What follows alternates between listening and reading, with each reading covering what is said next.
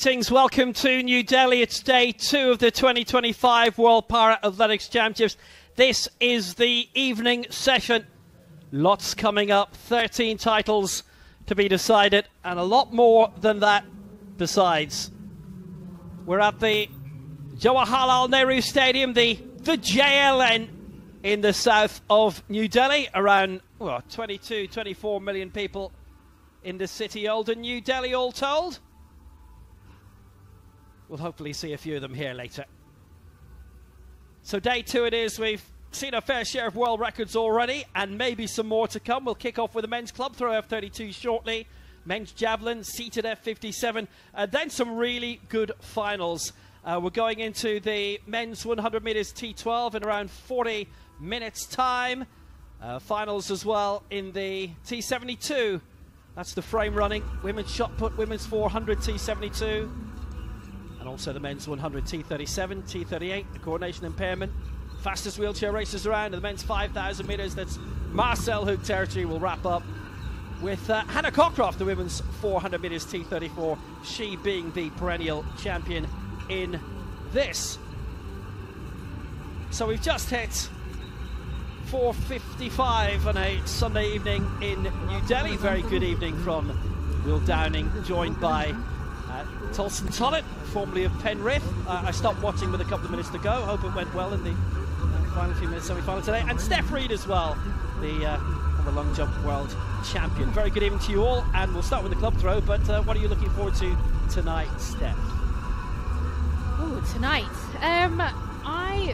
Actually, do you know what? The thing that I am most looking forward to tonight is probably a mix between this women's 400 meter final T34 and the men's 5,000. However, within that, the field events have been absolutely fantastic. And here's one. Well, the club throw will be the first to get us underway. It's going to take a little while because it's a seated event. There are 10 who are going in it, and they are a very strong field. There was qualification yesterday, so a few came through the qualifying process. Syed Saeed, Abdikimov, Zametskin and Korea came through the qualifying. So before that we had 6 in place, including Athanasios Konstantinidis, who won silver in the last 3 Paralympic Games, gold medalist in the shot put in the 2016 and 2024 Paralympics as well. So we've got a fair few medalists across the forum there, and we'll be looking forward to seeing how they go with their 6 throws. Of course, they have to get themselves into a position. They have all 6 throws at the same time. It'll generally probably take around 90 minutes to 2 hours for this event to come to its conclusion. Hence the reason for starting it at the very top of the program with those seated events. But Steph, this is something to really get our teeth into for the first 15 or 20 minutes and look ahead to what's coming up tonight.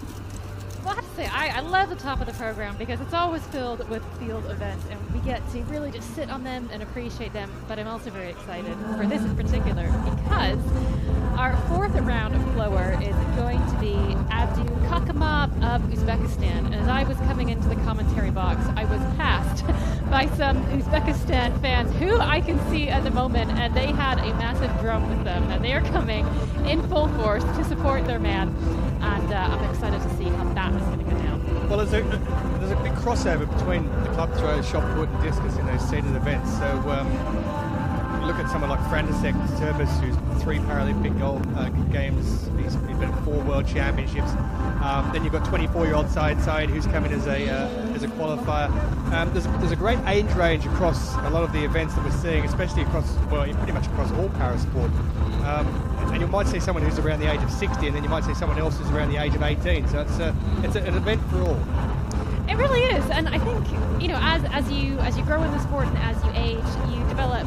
I think there's different advantages and disadvantages. So, as an athlete, when I came onto the scene and I knew absolutely nothing, you almost don't know enough to be scared. You come in and you're absolutely fearless, and that's dangerous.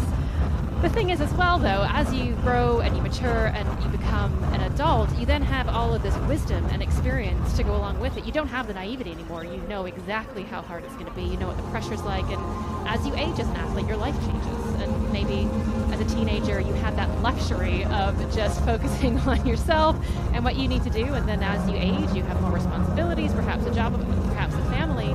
And it really changes the tone. And so while it's a very different experience at the age extremes, I think there really are advantages to both. Yeah, I'm worrying about everything in life, Steve, because I'm old and I used to worry about everything. Now I'm just going to worry about looking after Will Gowdy. That's hard.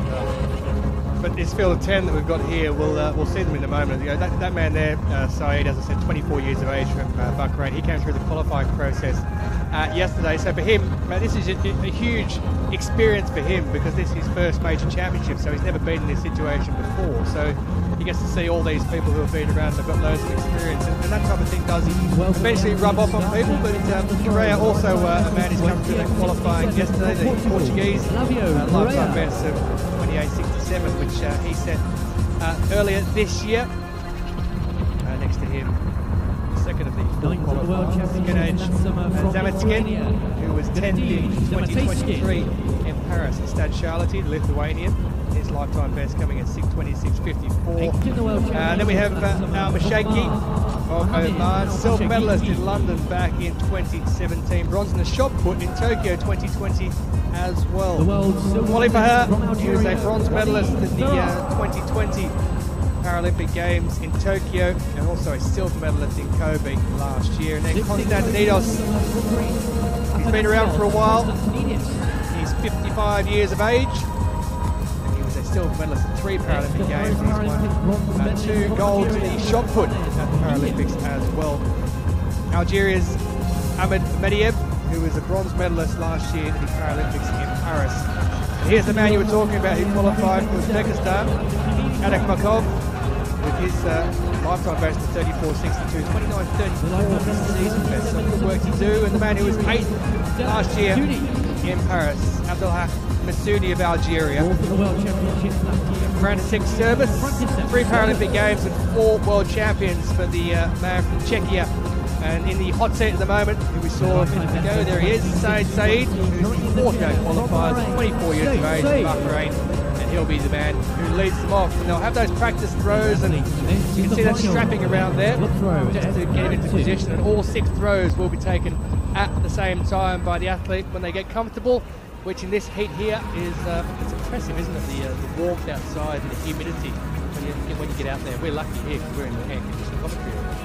Yeah, I feel like perhaps we're not quite experiencing the same thing that they are, but in the break, I went down to the track because obviously, we're outside, we're walking around, but when you get to track level, there's also heat coming off from the track itself, and it is very, very hot. I'm sure they're feeling quite thankful that that sun is just beginning to go down. Well, that's the first throw. Or is that still the... Well, I saw the official go across with the measuring tape there to actually put it in position, but I think he's been told that this is still a practice throw. No, I think it is a foul. It is. It didn't go within the quadrant, so that's a first up foul. So that's the reason why the official, when he was moving across there, got told to move back because one of his colleagues said it was out of the quadrant. So a foul first up for Saeed. There's different ways of throwing the club as well. Some like to throw it over their head, some side on, some really front on. Whatever you do though, you have to make sure you keep that backside down no matter where it goes in the quadrant, because if that doesn't happen, then it will be a foul. This one is a legal attempt. One of the things about the club itself is that it's designed so that it can be held in a variety of different ways, which is really important for a class like this where there's a huge amount of variety in terms of grip strength and what's going to work best for your body. As you said, you can throw it sideways, you can throw it overhead, you can throw it behind you. Really, you can throw it any way you want to maximize your strength. It's been around since the 1960 Paralympics. Helping those with a limited hand function. So it was the equivalent to the hammer throw. You can see the reason why, can't you, when it's simpler to accept with the hammer, with the twirling and the spinning and so forth. It's a little bit different to that, but it's the same concept if you look at it that way. So 2093 for Saad's second, his first legal attempt. So he's a long way off his lifetime best he set this year, which was 26.20. So it was a fair bit of work if the man from Bahrain is to get anywhere up near that mark. I never know whether you go first, whether it's a good thing going first and putting a mark out, or whether it's better waiting until later on to just see what other people have come up with. Well, I always love going up first. For me, I just want to get it done and get it over with. And the thing is, as soon as you walk out into the stadium, for me anyways, I would get this really, really intense adrenaline rush. And, you know, some people don't like those nervous butterflies. I loved it because I knew, okay, this is my body pumping my muscles with adrenaline. And, I mean, that has to count for at least 10%. The problem is if you get out there and you then have to wait, some of that adrenaline disappears. Now, as an athlete, you cannot control where you are in the order. That is just up to the seating. And the other thing you have to do as an athlete is you have to be able to make whatever you're given work. It doesn't matter if you're first or if you're last. It doesn't matter if you like it or not. You have to find a way to perform regardless of the circumstances. Well, 20.74 for his third attempt for Said. So no improvement on that second attempt. A foul with his opener. So he has 3 down. He's had his little rest, he's had a drink, and he's ready to get going again.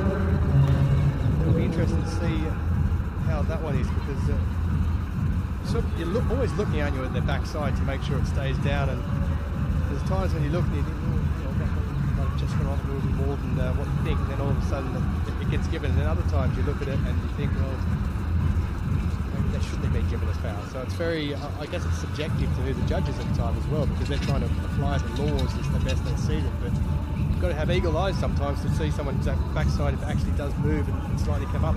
That's a much better one there that he's thrown. That's well over the 22 metre mark. 22.54 for that fourth attempt for Said of Bahrain. So we're moving on to the final of the men's javelin, the F57.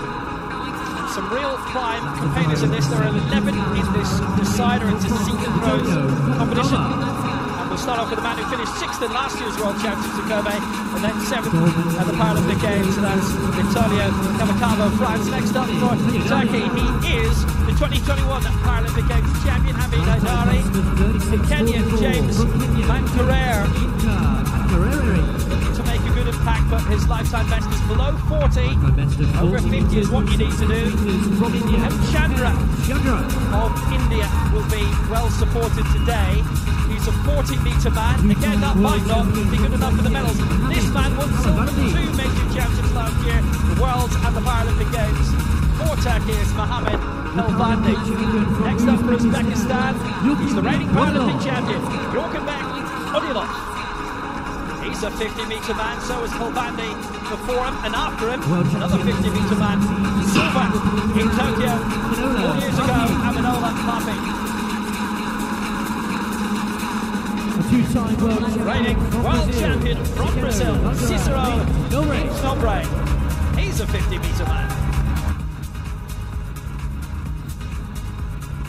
For Indonesia, bronze at the Worlds in Kobe last year, 6th in Paris, Fauzi Purwalas Ganona. For Mexico, already Edgar Baracas, and he's got chances. He finished 5th in Kobe last year and ready to go, and not lining up because he is ready to go. For India, Parveen Kumar.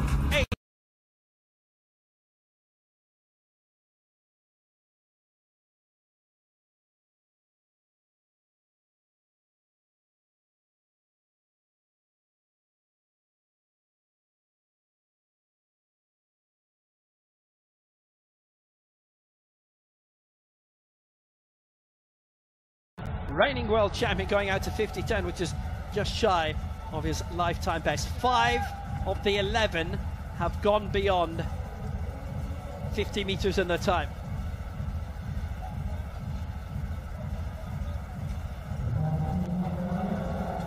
And being a seated event, all the throws come at once. So he will have had his practice throws.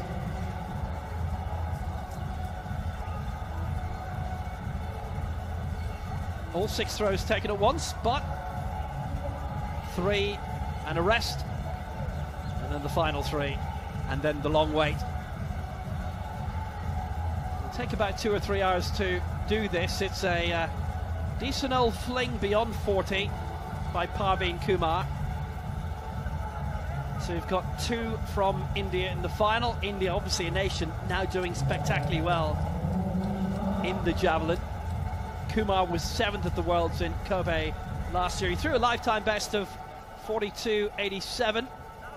That's landed just a little bit flat in the end.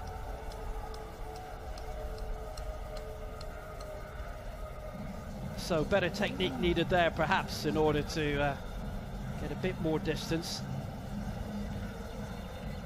Because you talk to throwers, they don't like it falling flat. So 41.42, and that is actually a season's best for him, because it was 39 and bits coming into it. And you can see just why Kumar has been spotted as a talent at this event. One of the really cool things about throwing a javelin is that you essentially have to convince your body to act a little bit like a whip, and the longer your arms are, as you know, if you're cracking a whip, then the faster the whip goes, and it's exactly the same for the javelin. So by having those long levers, he's able to get it going. That release velocity is so important. So that's not a bad start, actually. 41.42 might be good enough for a top 8 spot. Everybody does take their throws, by the way. Oh, that is potentially an improvement for him.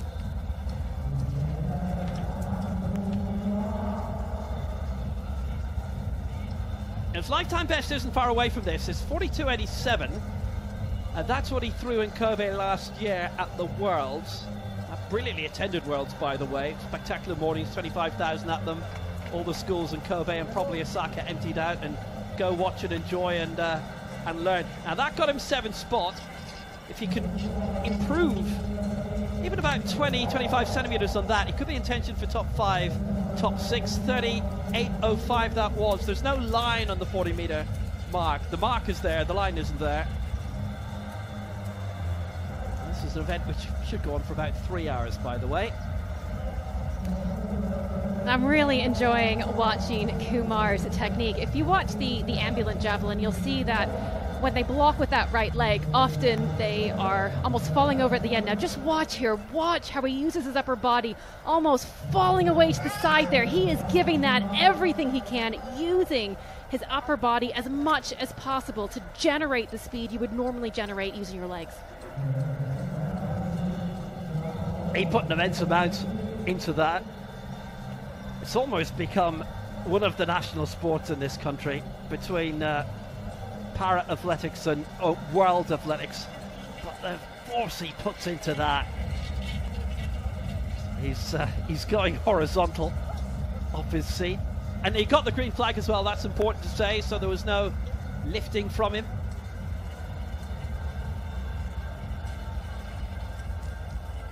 So we'll have a lot of field events here. It's 38.32. That's his 3rd attempt, so he's allowed a little break now if he wants it. And he wants it! Well, why wouldn't you in weather like this? 32 Celsius, I believe it is right now. We don't have a thermometer in here. I think I saw something like that earlier. It feels like it anyway. It feels like it to him. Just get a fantastic shot there of the strapping that he has on his legs, and it is necessary. He needs that, because you see how far he leans away from your chair, and you can't do that unless you are fully confident and that throwing frame really feels like a part of your body. And actually, one of the fantastic things about India hosting this in the JLN Stadium is they put so much effort into ensuring that it was accessible, and part of that is making sure that all of the throwing circles have the capacity for what we call tie down. So if you're looking at his throwing frame, you can see a bunch of orange things hanging off of his chair. That's what's called the tie down, and they have to have somewhere to insert into the circle. So just by the fact that they've hosted these games, there is now a fully accessible stadium ready for para-athletics. And of course, if it's fully accessible, it means that, hey, they'd be able to stage further championships. We could be coming back here regularly. So here we go. Round 4 for Parveen Kumar. 41-42 is his lead throw. Well, that had a little bit of a bounce, and the officials, everybody by the way here gets a hat. Gets the white flag, so that's good news. Even us. We've got green ones. Kumar actually probably doesn't need one now because it would be a distraction, obviously, with that style. And he put a lot into that first throw of the 6. That's 41-28. So he's had his little break. He's got a little bit of energy up. Watered, if not necessarily fed. That helps. So when it comes to throwing a javelin far, 2 things are super important. The distance depends on your release velocity and the release angle. So as we've seen from his technique, he is using his upper body to whip that javelin through.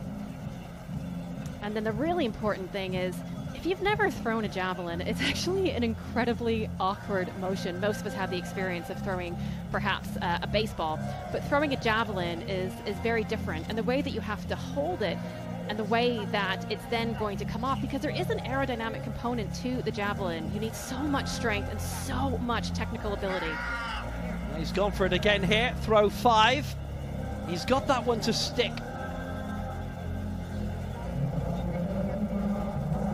It's an improvement, probably not by a lot, but still he'll take it, and we'll keep you updated on how that goes throughout the afternoon, because we've got track action now. The women's 100 meters T47 to kick off. This is the arm amputee category, and we've got some really brilliant names going in this, including Petra Lutheran, who has picked up medals in the long jump since coming into para-athletics a couple of years ago. Not just her. So now she's still only 16 years old. She was the youngest athlete in the French squad at the Paralympic Games last year at the age of 15. It's Marie Nguyen from Orléans. Goes to the Paul Gauguin School in her home city. Still got years of exams to come. Petra Lutheran has cleared all of those. Bronze in the long jump in the Worlds in Kobe last year. Silver in the long jump at the Paralympic Games in the same event. Next up in lane 4 for Japan, the Asian Youth Games champion of the 100 meters, Moa Nakagawa. Her namesake would have been competing in the walks in Tokyo last week. It's a global debut at senior level. Next up in 5, neutral athlete and the reigning European 400 meters champion, it's Anastasia Solovieva. In lane 6 for Czechia, the Czech Republic. Silver in the 1, bronze in the 2, and the Europeans in 2018 in Berlin, Teresa Yachova.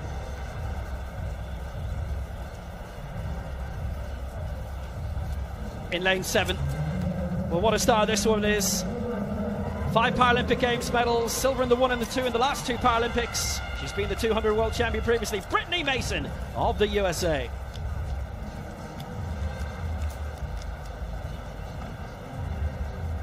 And in lane 8 for Sri Lanka, silver in the long jump at the last Asian Games 2 years ago in Hangzhou, it's Yanani Wickramasinghe.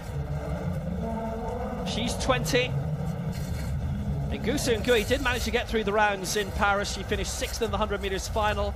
Petra Lutheran finished 4th in the high jump in the Youth Olympic Games in 2014. Car accident brought her into para-athletics, and she's maintained a brilliant career path in that in the 3 years since. So it's the top 2 from each of the heats to progress to the final, plus the next 2 fastest.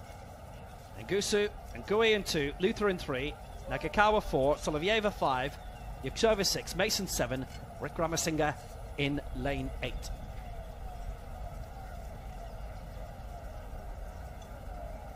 Brittany Mason, the 2019 100 meters world champion. They're away at the first time of asking, and Mason is away very well, and Nagakawa spectacularly as well, and Ngusu, I think we've lost Lutheran there, and Mason coming strongly, and the youngster Ngusu, this is fabulous with the 16-year-old! C'est magnifique! 12:32, and Marie Ngusu Ngui has beaten them all. Brittany Mason in second spot, the twice world champion based in Orlando, and Ngusu Ngui showed no fear whatsoever. She takes it. Mason second, Nagakawa third.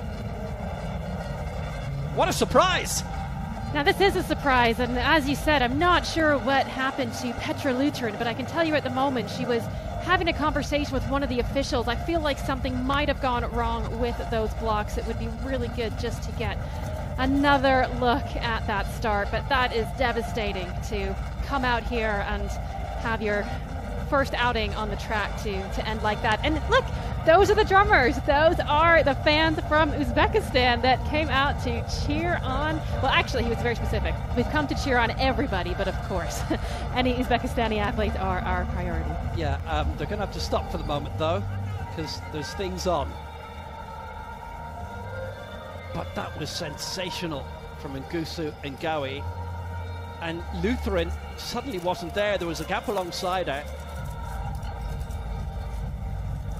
And you can only shrug in that situation. Suddenly there's a big gap when there's supposed to be somebody. And if you don't mind, somebody who maybe is supposed to be ahead of you. She finished fourth in the 400 at the Paralympic Games, Lutheran, by the way. She only missed out on a medal in that by 0.21 of a second.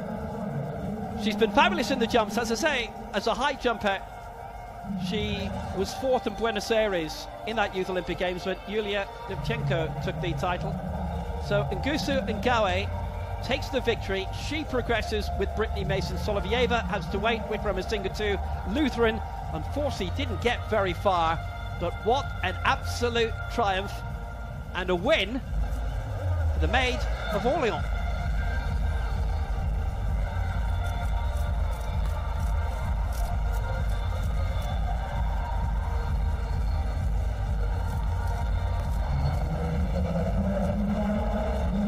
Know what happened with Lutheran, though. It was just one of those peculiarities where you're following the eyes of what's happening at the front, and then suddenly Lutheran isn't there when she's supposed to be.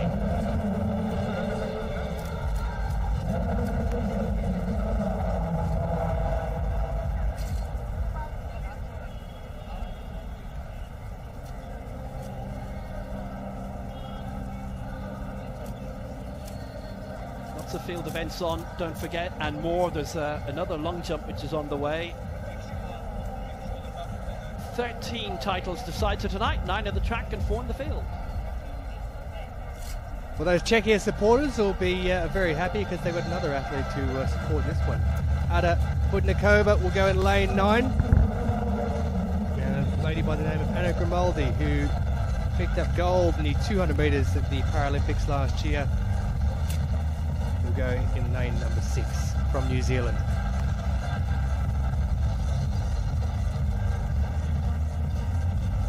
Same again, it'll be the first 2 that go through, and then the next 2 fastest over these 3 heats will go through to the final. So first up, 14 years of age, that young lady from Nambeka Heads on the New South Wales North Coast, Lexi Brown, takes her place in the starting lineup, the young Australian. This is a very young field, this one, mark my words. Marie Augusto da Silva, she was 7th last year at the Paralympic Games. She was a bronze medalist over the 400 metres in Paris as well, in lane number 3. Chloe Dunbar, the 16-year-old Canadian, competing in the 100 and the 200, lines up in lane number 4. Big things expected of her. Now this lady also a para-badminton player, Stensi Abonyu of Kenya, 23 years of age, lifetime best set this year of 13.06 seconds. Anna Grimaldi, I said, a bronze medalist last year in the Paris Paralympic Games. She won gold in the 200. She's also a double champion over the Paralympics in the long jump as well. Inthikot of Thailand goes in lane number 7. She took bronze in the 200 last year in Paris. And 15 years of age. Antonina Graka of Poland goes in lane number 8. Lifetime best set this year of 13:04. What an experience for her and all the other youngsters in this event. And rounding off the field, 17 years of age, doing the 200 plus the javelin as well. So 3 events here for the lady from Czechia, Ada Budnikova in lane number 9. So we've got a 14-year-old, a 15-year-old, a 16-year-old and a 17-year-old. A very young field indeed. What an experience for them. World Para-Athletics Championships in New Delhi. What teenagers would give for that opportunity to be able to run in an event like this. So heat number 2, women's 100 metres T47.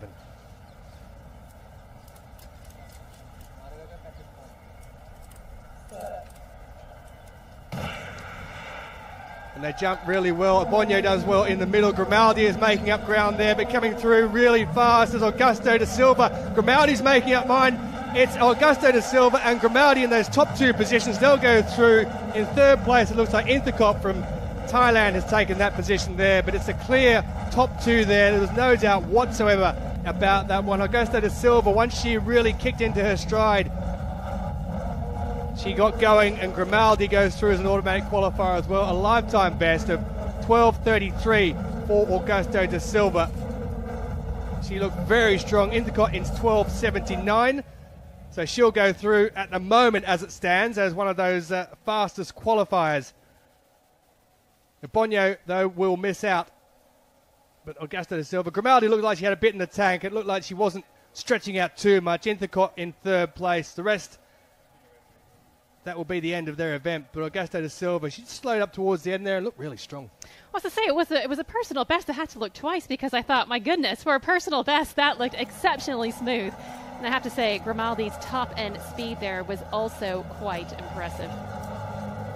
So Augusto da Silva and Grimaldi go through. Lifetime best for young Brown, the 14-year-old from Australia. So despite the fact she's not going through, she has improved on that lifetime best. And no doubt she's got a big career in front of her. This lady's still got plenty to do, though, Augusto da Silva. She's won medals before. She'll be hoping to win medals again here. Confirmation of that then. Maria Augusto da Silva goes through in 1st and qualifies along with Anna Grimaldi. And at the moment, Inthikot is going through as a lucky loser, depending on what happens in heat number 3, the final one coming up shortly.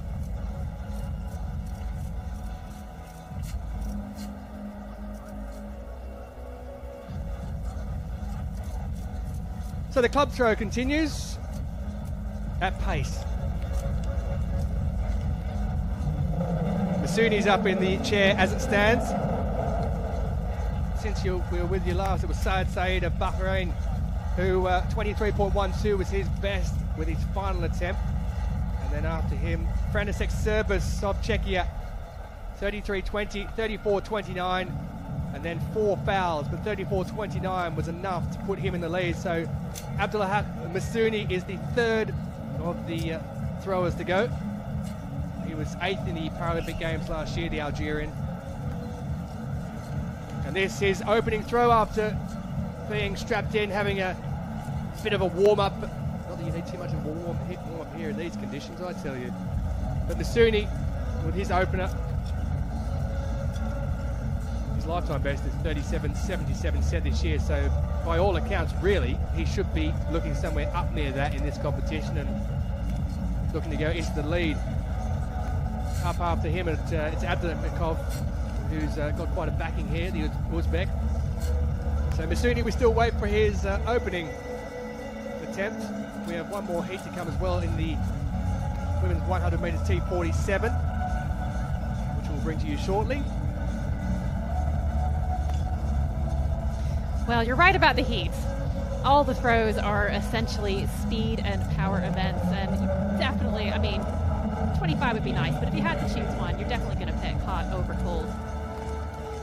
Now this club, as you can see, slightly different technique from what we saw earlier on. You can hold it any way that you want, and the club itself is about 400 grams, and well, 397 to be exact. It's made of wood with a metal base, and you can see that all of the officials just clamoring there to make sure they are getting that measurement stick in exactly the right place, because sometimes these competitions are decided by centimeters.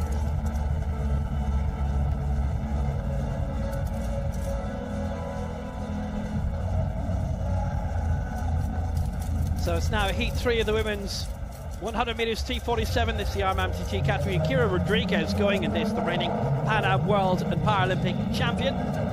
Shariana House as well. Finished 4th in the Paralympic Games. Plus the American champion. Plus Southeast Asian Games champion who has a lot of gold in her cabinet somewhere. A few T46s in as well. But Kira Rodriguez, well, what a decade she's having. Excellent in the long jump. In 2019, world champion then. She's kept winning that. And now she's added the 100 meters titles to it. She's the reigning Pan Am World and Paralympic champion in the 100 meters for Ecuador, Kira Rodriguez. In lane 3 for China, 10th at the long jump at the Worlds in Kobe last year, going at the 100 here. Yang Jing.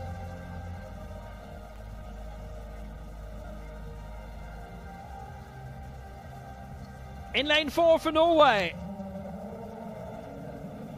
8th in the 100 meters in the World Championships last year. A couple of high finishes in the Euros last time out in 2021. Ida Louise Overland for Norway. From Harstad. In lane 5 for Germany from Bayer Leverkusen.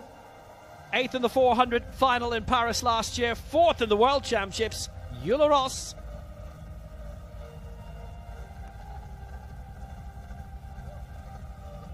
In lane 6 for Canada. Happy birthday for next Wednesday. She'll turn 19. 4th in the 400 in Paris. 6th in the 2 last year at the Paralympic Games. Shariana House. In lane 8 for the United States, the US champion. It was her big debut, and she won it at the Nationals, which was combined with all athletics in the US. It's a major championship debut. Violet Hall then, from Bloomington, Indiana. Now we haven't seen in lane 7 Nanda May Shalaya, the 10-time Southeast Asian Games champion, and bronze, a shock bronze, in the Universal Relay in Kobe last year. Well, this is she. 2022, she won 4 golds at the Southeast Asian Games.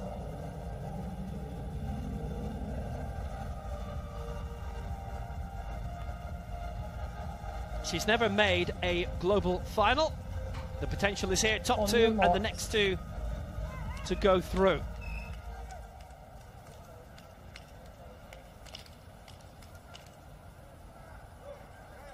So Rodriguez, who has been almost unbeatable. She hasn't beaten the world record of Brittany Mason. She's come close to it. That's set in Dubai at the Worlds in 2019. 11:89. Rodriguez in 2, Yang Jing in 3, Overland 4, Ross 5, House 6, Shalaya 7, Violet Hall of the United States in lane 8. Well, they're away at the first time of asking. What a start this is by Shalaya, who's very good in heats, by the way. And Ross moving up, but Rodriguez takes full control of this. Kira Rodriguez is going to take the Shalaya in second place, and it's fast. It's 12:08. It's the fastest time of the day, and Kira Rodriguez makes it. Shalaya as well. It's close to her fastest time of the year. 12:08, impressive. It's been ratified now as 12:10, but it's a good win for the Ecuadorian, who is claiming 400 meters glory in her 4th consecutive global championship. The last 2 Worlds and the Paralympic Games. Shalaya impressive for a lot of that as well for Indonesia. Jule Ross lifetime best in 3rd, but how about this for a win? We see there are 2 different ways, or 2 different speed profiles when it comes to running the 100 meters. The thing with Rodriguez is she didn't get quite as good a start as Shalaya did, but it's her top-end speed. And yes, starts are important, but starts are important not because of who is in the lead at 10 meters. They're important because they then set you up for that speed profile as you move down the race. And for Rodriguez there, she showed that she was able to put both post parts of the race together. Great win for Rodriguez, and she progresses, and Shalaya as well. And the rest will have to wait. Actually, that was very fast. So Eula Ross and Violet Hall might just have been dragged in. Shariana House would have just missed out in 5th, just by the mathematics of it all. And we've told you before, if she's an actor, she's appeared in a few series. She appears at the moment in The Next Step, which is apparently, well, it's on Canadian TV, it's on CBBC. It's also on YTV, which I guess is in Yorkshire. She's not going to progress this time. But Rodriguez, very impressive. And that, by the way, an Asian record for Shalaya in 2nd spot. 12:42. And you will see visually, shortly, very good news for the top 4 in that race.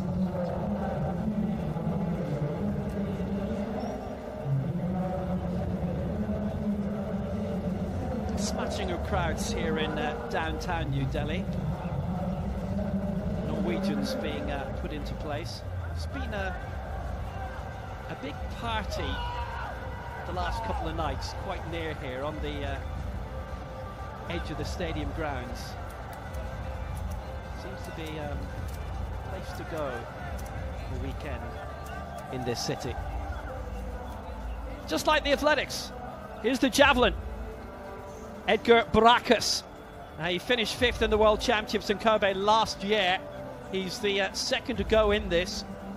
We are going to jump around the competitions as much as we can. Just a warning for you if you've not been with us the past couple of days.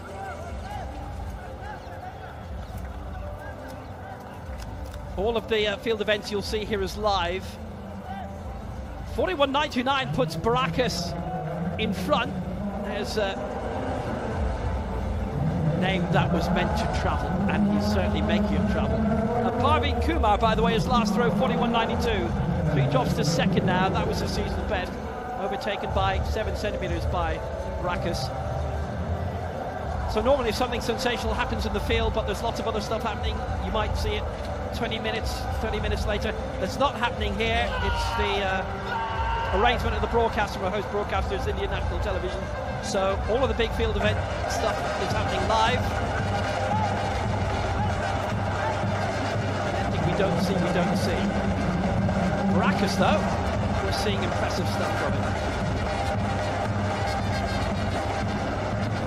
By the way, sorry if you couldn't hear us yesterday. We were talking, some of you couldn't hear us. Baracus, great throw that. Improvement of 41.99 for sure.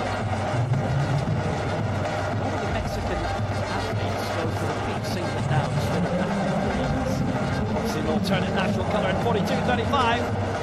Well, Baracus might be in top 5 contention with that. He would not be in contention for a medal. His season's best 44.85, his lifetime best is 46.48. It's always tough to manage to make it happen on the big day, and this is the big day.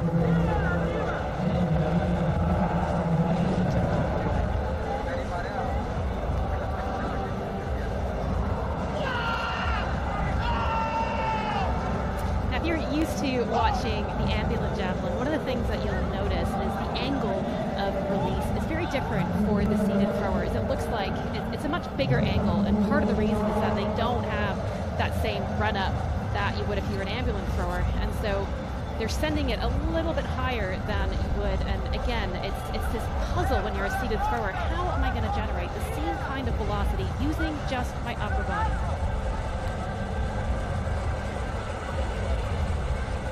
He's 35 years old now, is Baracus. And that was 42.87, and he extends his lead. So Kira Rodriguez wins that third heat. 12.10 seconds. Shalaya 2nd for Indonesia, who led for a good bit of an Asian record for her. Lifetime best for Ross and Hall. They progress as well to the final. the javelin throw F57 for the moment. And we'll just check in on who's gone through to the final of the 100 metres T47. So Rodriguez at the top of the pile there, and Eula Ross and Violet Hall, heat number 3, the fastest of the 3 heats, and they go through and find their place in the final.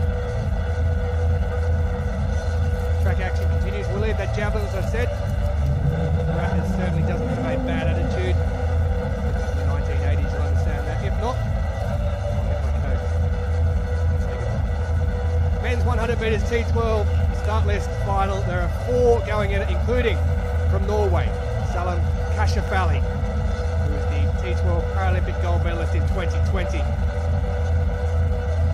That man there made it through as a qualifier. 2/1000ths of a second he was beaten by in his heat. Nathan Jason, with oceanic record, the Australian record holder, former Paris swimmer, who races out of the University of Sunshine Coast Club.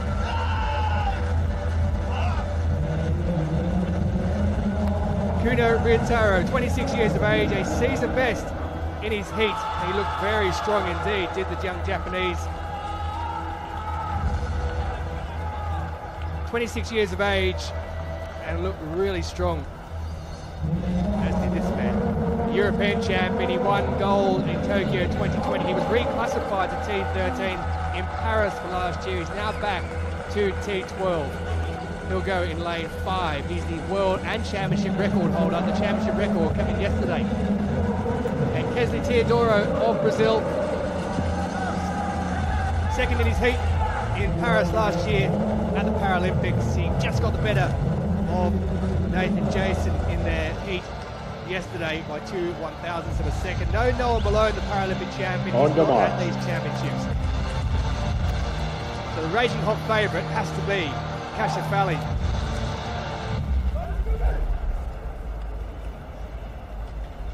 He set the championship record yesterday. It equalled his world record mark.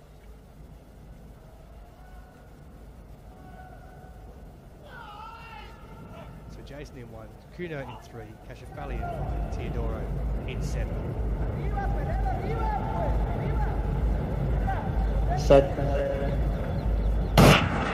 Good close up at the start of there as they get away with no issues whatsoever. It is Kashafali who is storming through that middle section. He's looking very strong. Kuno's trying to get second. It's going to be Kashafali, and the clock 10:42. That's a new world record for Salam Kashafali. His own world record that he's broken by 1/100th of a second. Well, that was a superb run through the middle section. He got away quick. He held himself through the middle section and he raced home in a brilliant time. Kuno takes the silver medal, 11:01 for Japan for the 26-year-old. And just look at those scenes of delight. Oberland comes to celebrate with Kashafali. Teodoro picks up third, and Jason, the young Australian, comes in 4th position. 0.1 of a second separated second through to 4th, but Kashafali, he's in a world of his own. 10:42, a new world record. Well, that was an amazing run from Kashafali. I'm going to get to him in a second, but just a note on Kuno. What an exciting runner. He came in, nobody really knew who he was, and he's come and he has taken that silver medal. But my goodness, Kashafali, the overwhelming favorite, came out and won and did it in style. But the thing I really like about his running, sometimes you'll see sprinters that tend to be a little bit more springy, whereas Kashafali, he is like a freight train. I mean, he gets going and he just doesn't stop. He is so powerful. He maintains that momentum all the way to the end. And I have to say, I did think he could have run through that line a little bit harder. Medium visually impaired, and he was reclassified to the least of visually impaired at T13 last year in Paris. He's now back in this division. And when he goes up against Noah Malone, when Malone comes back, it is going to be some race indeed. He is the world record holder. The championship record holder that goes with it, breaking his own mark that he set just yesterday by 1/100th of a second. And he is the gold medalist again. Salam Kashafali, Paralympic champion back in 2020, took the silver last year in Paris in the T13 category. He won gold at the last European Championship we had at Big Gosh back in 2021. and he picks up gold here at these World Paralympic Championships in New Delhi. A wonderful run, and Steph, you're quite right, he probably could have taken a little bit more of that time. It doesn't matter because he has taken that world record with quite a superb run down this track. Kashafali with a new world record. Kuno with a superb run to pick up silver. Kesley Teodoro takes the bronze, and Nathan Jason from Australia picks up 4th place. Just look at that spread between 2nd, 3rd, 4th. Absolutely nothing in it. Put us around a blanket over the three.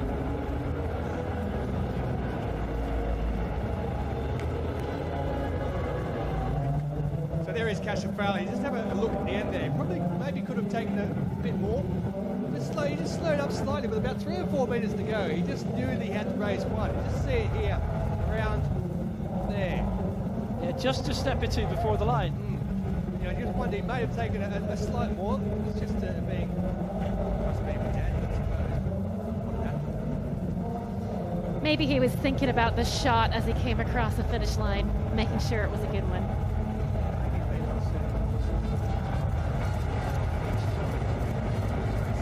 A little bit harder to do as a 100-meter sprinter. This is true. Actually, one of the interesting things I learned about the way that they have chosen to lay the track here, it's quite intentional that you have the blues of slightly different colors, and it can be really helpful for visually impaired athletes to have that contrast, just to give them a bit more awareness in terms of where they are in the lane. Time to celebrate. What a big win that was. A world record too for Overland, and the drum beats on. Overland and Sea. Kashafali. 2 world records in 24 hours.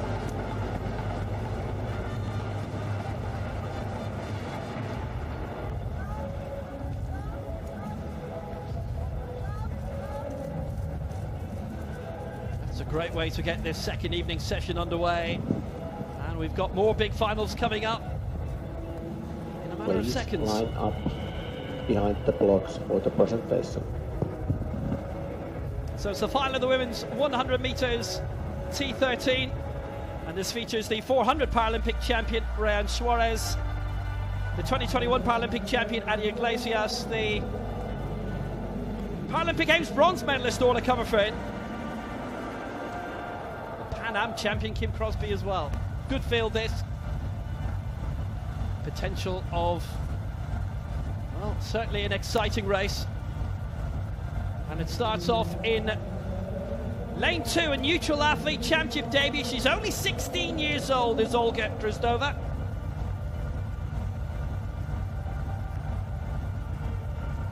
In lane 3 for the Netherlands. Semi-finalist of the Paralympic Games last year. This is her first Worlds, the 20-year-old from Doetinchem, Zara Timmick. In lane 4 for the United States, Pan Am champion 2019. 3 Paralympic medals, all bronze to Kim Crosby. In lane 5 for Ireland, the Paralympic Games bronze medalist in Paris, twice European bronze medalist, Orla Comerford.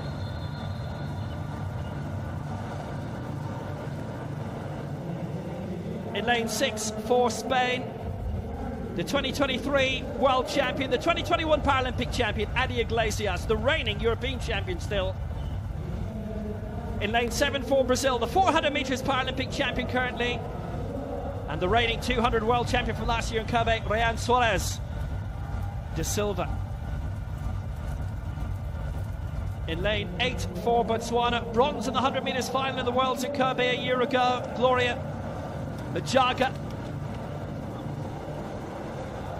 And in lane 9 for Costa Rica, 4th in the 1 and the 200 at last year's World Championships in Kobe, Melissa Calvo.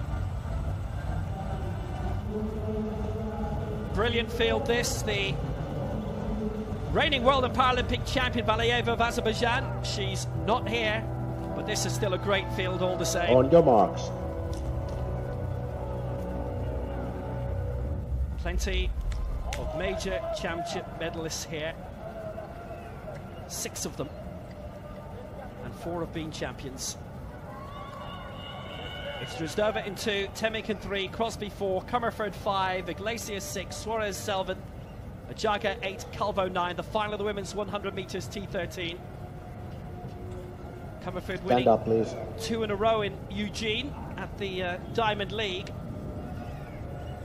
That was a very big breakthrough for her global level last year. She dedicated it to her former coach Brian Corcoran, who passed away ahead of the previous Paralympic Games in 2021, got through an ankle injury. Annie Iglesias as well. She's still the reigning European champion from 4 years ago in Bydgoszcz, 100, 400. And next year would be the year that there would be a Europeans. On your marks. Maybe they will, maybe they won't. Suarez, silver in the 1, ahead of Comerford last year in Paris and behind Valieva. So Drozdova in 2, Temic 3, Crosby 4, Comerford 5, Iglesias 6, Suarez 7, Majaga 8, Calvo 9. The final of the women's 100 metres T13.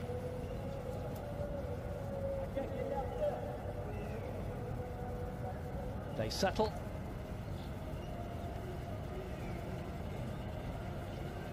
Set.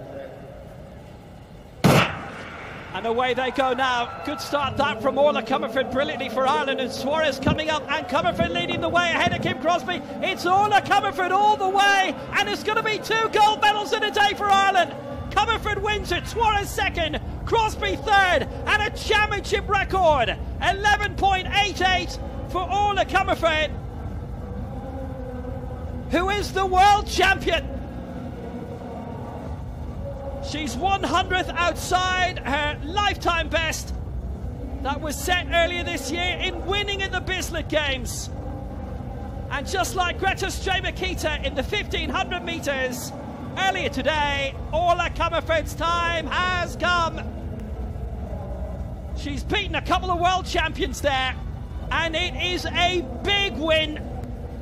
She was not going to be denied this time.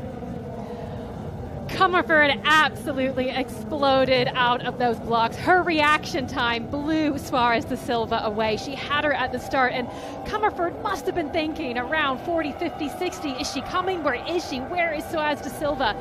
But she didn't look. She kept her focus. She just kept on driving and didn't have any look around until she crossed that line, knowing she had that gold. That is how you set up a 100-meter race.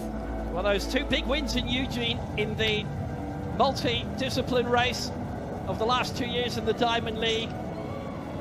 It's made a significant name of herself in Oregon, and certainly back home where she runs for Raheny Shamrocks. She made a big name for herself in winning bronze last year. Orla Comerford, the world champion for Ireland, 11.88 championship record. Rayan Suarez, the silver for Brazil.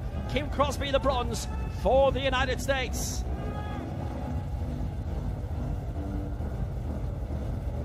Ireland only have a team of 3, and 2 of them have won gold, which kind of puts a bit of pressure on a certain someone, but...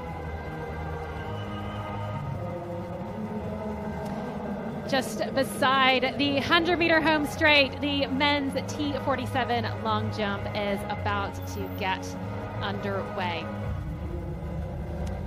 And this is a stacked field, including Robael Sor Cervantes, the world record holder, Paralympic champion. And it's a big field. 13 athletes. We're going to have a final within a final, which means that all athletes are going to get 3 jumps, and after that you have to be in the top 8. So starting things off, Abraham Viltra Herrera, just 26. He is making his championship debut. From Sri Lanka, Boudica Fernando, also making his championship debut. We'll see him doing the 100-meter and long jump double. Up next, the reigning Paralympic champion, the reigning world champion, the current world record holder, Robael Sol Cervantes. Just 22 years old and already dominating the long jump scene for the T47 athletes. Wang Hao of China, very consistent in terms of medal performance, won 3 silver Paralympic medals in a row, 2016, 2021, 2024. Now, Robert Kipricic, just 21, he is a man of mystery. I don't have a season's best or a PB for him, so we're going to have to wait and see what he delivers. Nemanja Metisevic. Now, he is one of 4 7-meter-plus jumpers in the field, and it's going to take a 7-meter jump to get on this podium. Vincent Mutai of Kenya, 14th in Kobe, the previous World Championships. He was well down on his PB. We'll see how he gets on here. 26-year-old from Egypt, Abdurrahman Yusuf Shabib Mahmoud. Just one of 2 Egyptian athletes competing in track and field in Paris. And beside him, the crowd is going to give a roar for AJ Singh. Now, he's a season's best of 6:18, so it'll be a tall order for him to get on that podium. Nikita Kotikov, representing neutral para-athletes. Bronze in Tokyo, bronze in Paris, but a silver at the World Championships in Kobe. He is always hovering somewhere around that podium.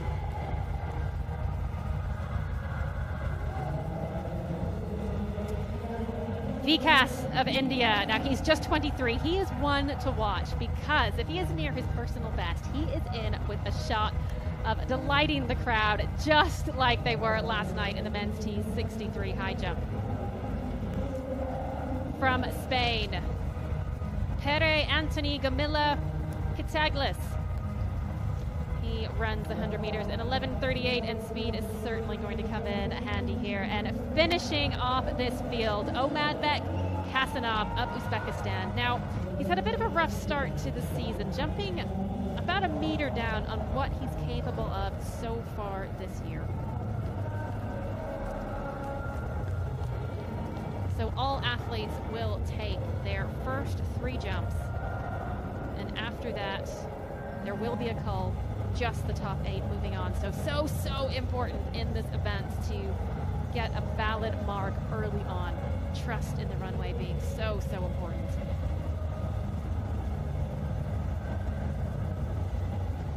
Lots of Cuban interest in this final. Lots of pressure, lots of expectation hanging on Sol Cervantes, reigning Paralympic champion, reigning world champion, world record holder. Some find the pressure uncomfortable. Others would say that the pressure is a privilege. It sends a message to the other athletes that I'm the one to watch.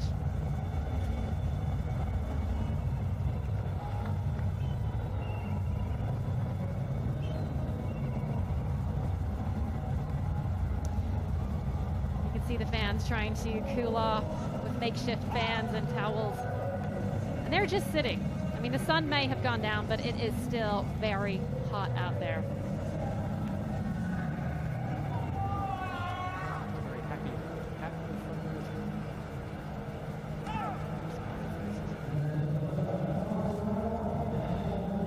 Okay, back to the serious stuff. Men's 400 meters T34, the first heat of 2. First 3 will go through out of that 5, and then after that, in each of the heats combined together with the next 2 fastest will advance through to the final.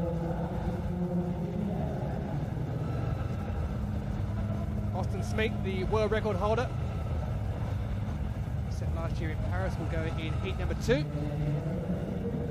Henry Manny, 7-time world championship medalist, including bronze in Kobe last year in this event. He's a 10-time European champion as well, is the man from Finland. Mohammed Othman of the UAE, 21 years of age, 48.64, his lifetime best set this year. Roberto Michel of Mauritius, debut came at the 2019 World Championships in Dubai. He'll go in lane number 6.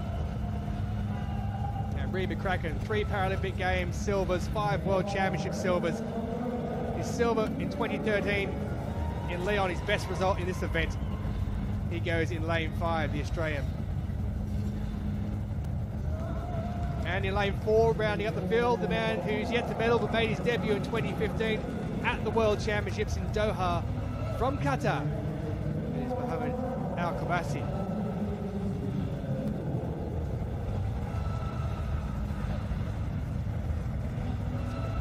the opening heat of 2.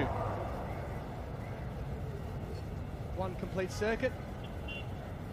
The first 3 automatic qualify.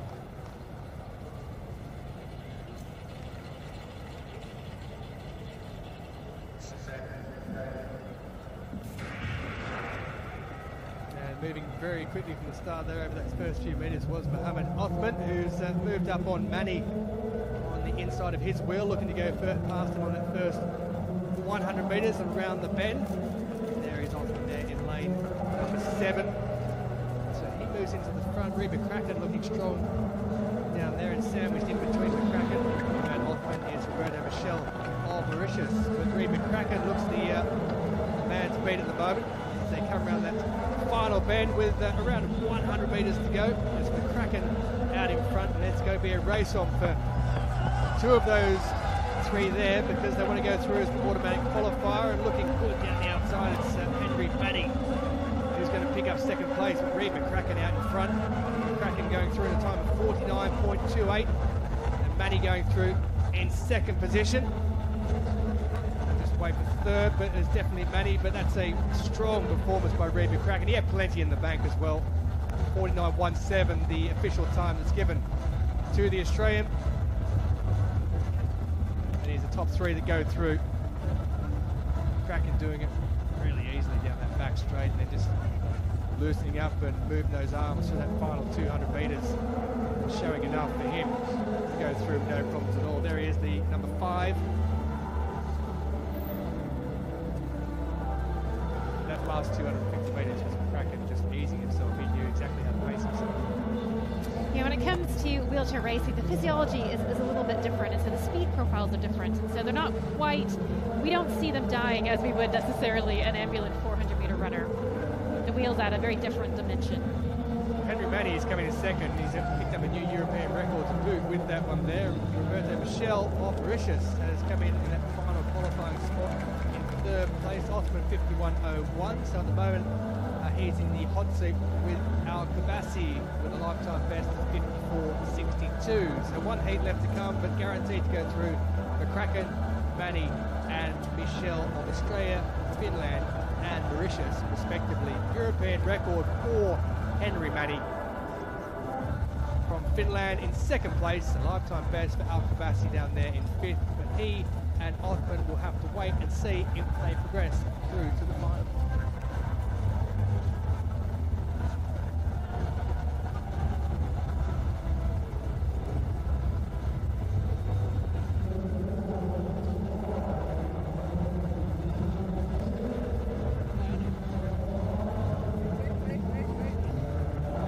Has kicked off in this men's T47 long jump. We have already seen the world record holder Robiel Sol Cervantes kick things off a solid 7 meters 57. Not bad, just 30 centimeters down on that world record, which sits at 7 meters 84. We've had a few fouls early on. Not ideal in this context. It's so important to get a mark in early because we will be losing any athlete who is not in the top 8.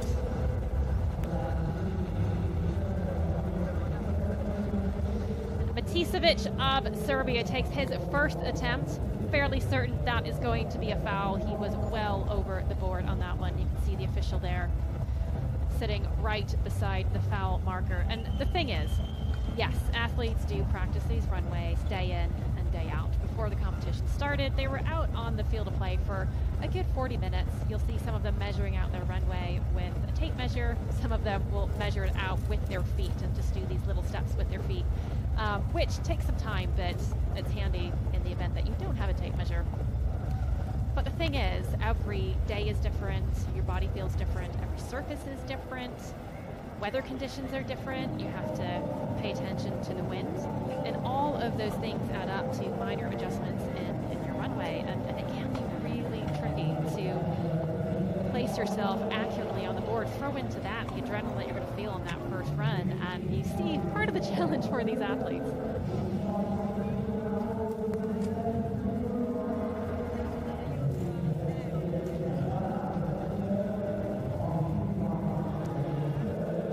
Mutai of Kenya, just getting set for his first attempt. He was 14th at the last World Championships in Kobe. Now in Kobe, it wasn't a great result for him, but he was well down on his personal best. So hopefully he's gone away and just sorted a few things out. He's been given the white flag there. Robert Kiprotich, his teammate of Kenya, who, again, I said was very mysterious. Now we have no information on him. We don't know his personal best. We don't know his season's best. So we still don't quite know what he is capable of.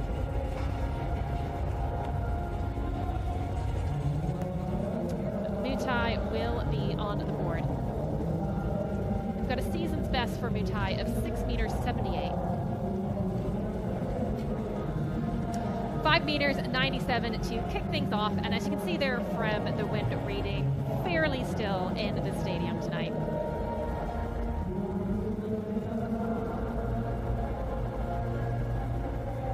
Quite a number of fouls you could see there on the results board. Now we saw the same thing earlier this morning. Took the athletes a little while to find their rhythm, find their groove on the runway. However, after all of that, we were treated to a world record. So we definitely know that this runway is fast. Shabib Mahmood of Egypt.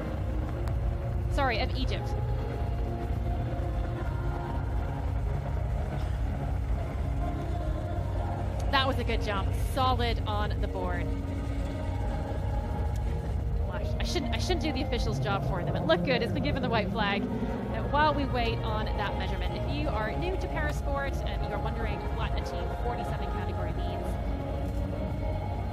it is a below knee amputation, sorry, a below arm amputation or a below arm impairment. It's coming up as 6 meters 44. He will slot into 3rd place with the confidence of knowing that his runway is solid. So it's a T47 category. However, you will see a little bit of variation in that T46 athletes are also eligible. T46 just means that it is an arm impairment above the elbow.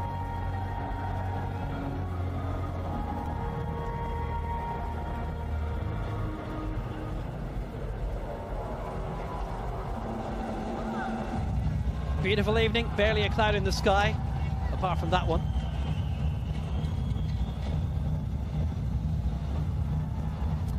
And up next, we have Heat 2 from round 1 of the men's 400-meter T34, and this heat is stacked. We have the world record holder, and we have the championship record holder. We don't have the reigning Paralympic champion because this isn't actually on the Paralympic program, just the 100-meter and the 800-meter on offer in the Paralympic program. However, look out for the world record holder in this event, Austin Smink of Canada. On the outside in lane 8, we have Chaiwat Ratana of Thailand. He's a Paralympic champion in the 100 meters. He won a silver in the 800 meters. How will he fare with the speed and endurance in the middle distance of the 400 meters? Ahmed Nawad, 22, of the United Arab Emirates. Now, he made his debut in Kobe, and unfortunately, it ended in a disqualification due to a lane violation, which is an excellent reminder. It's hard keeping control of these racing wheelchairs around corners. Walid Katila, now there was a time when he was winning everything. 2013, 2015, 2017, won everything at the World Championships, but the rest of the world has caught up, including this man, Austin Smink from Canada. Paralympic champion in the 800, world record holder in this event, bronze in Paris in the 100 meters. He's got the speed, he's got the endurance. Smink will be the man to beat. And rounding off this field, we have Ali Radi Ashid, just 21 of Qatar, and we're going to see lots of him this week as he's competing in the 100 meter, 400 meter, and the 800 meter.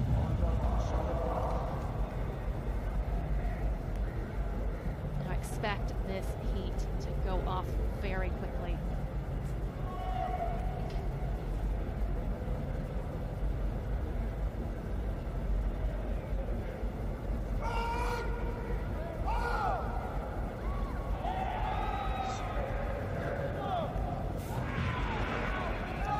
And the reason I said it's going to go off quickly is because in this heat, we have the full podium from Paris in the 100-meter final. Now, Chawat Ratana, you can see him on the outside, currently in the lead, which is no surprise because he was the gold medalist. We know that he has the sprint capability, but can he keep this going? Now, we've just hit the 200-meter rock. Ratana is still far and away. And when it comes to 400-meter racing and 400-meter racing profiles, they're hitting their top speed around about 200 meters. And now it's a question of, can they maintain this? Right. Ratana has been out in the lead right from the start. You see Smink just trying to get up there. Only the top three are going to go through. Right now, Smink is not there. I think Smink just might have come through in that, but my goodness, he left that late.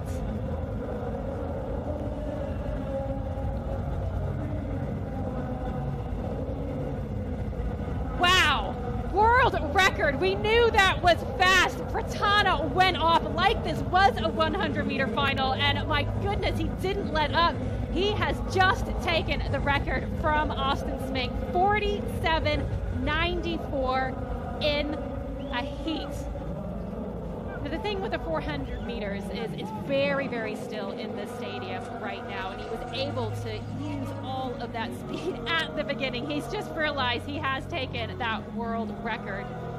And again, the thing with those 400-meter speed profiles is that you can carry that speed right the way through. It gets a little bit tricky on the corners because you have to take half a push just to ensure that you're keeping in your lane. But wow, he got up to speed, Ratana, and he kept it.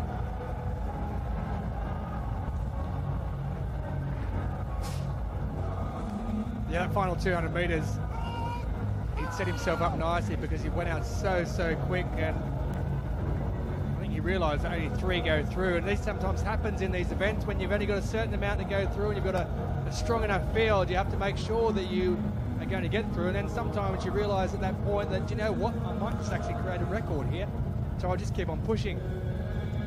And the tyres are such strong wheelchair races across the whole distances, all the way through the 5,000 metres. They've got great pedigree in it. And Ratana has shown yet again that Thailand are a force to be reckoned with when it comes to wheelchair racing.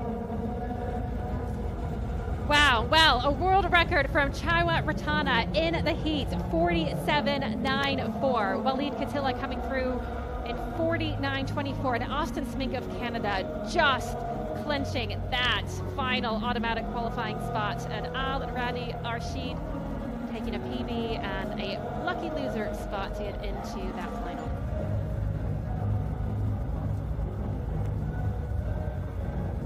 So it's Chawat Ratana who's the fastest qualifier, actually taking the world record away from Austin Smink. He's the fastest to make it through with that 47.94. Kraken and Katila next up, but over a second behind. The lifetime best for Rashid, likewise for Manny, that a European record as well. Ottoman and Michel from Mauritius, they've good racers over the past couple of years. He's in the final too.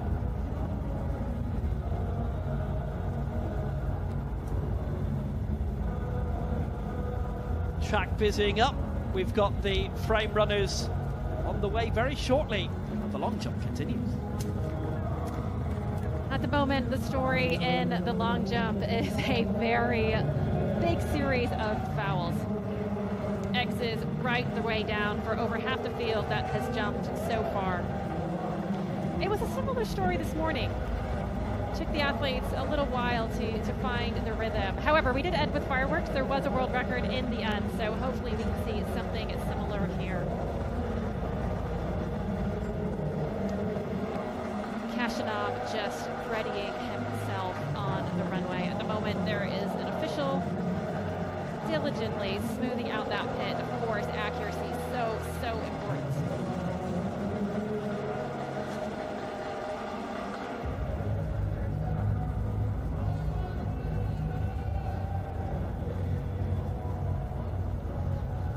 The timer has started for him. Just a minute to take these jumps. Sometimes athletes will wait around if it's particularly windy, maybe wait for a favorable gust, but it's very still in here tonight.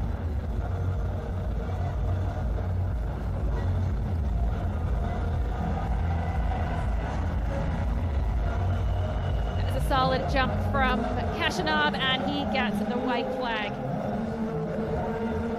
Now he's come into this competition having not had such a great season.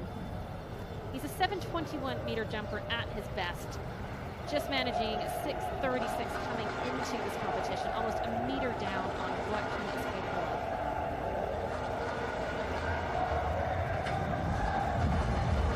Competed at the World Champs in Kobe, finishing in 8th. Fantastic height off the board there. You just see the action in the air as he controls all those rotational forces. 7:07, season's best. Well, I was wondering what kind of form he's going to come into, and he's shown that he is in excellent shape.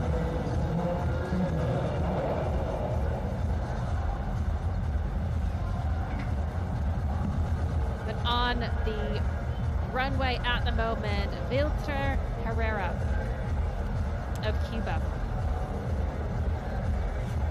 This is his championship debut. We caught a glimpse of him earlier this year at the Para-Athletics Grand Prix in Calais, in Colombia in May.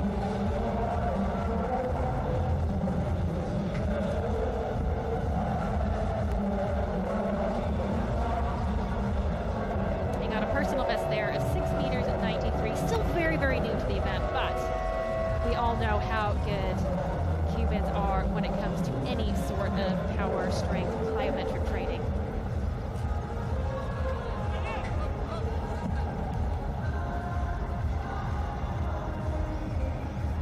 You could just see that plyometric ability there in the way that he built that runway. Unfortunately, that's a foul. Oh, he's going to go into the very uncomfortable position in that 3rd round of sitting on 2 fouls. Not ideal for a championship debut, but this is just one of the things that you have to go through, you have to learn as a new athlete. It takes a lot of confidence and a lot of trust in your runway to stick with it. And when you're new to the event, and particularly when you're at a championships and you have the adrenaline and the nerves, it gets a little bit tricky. Back to the track for our next final.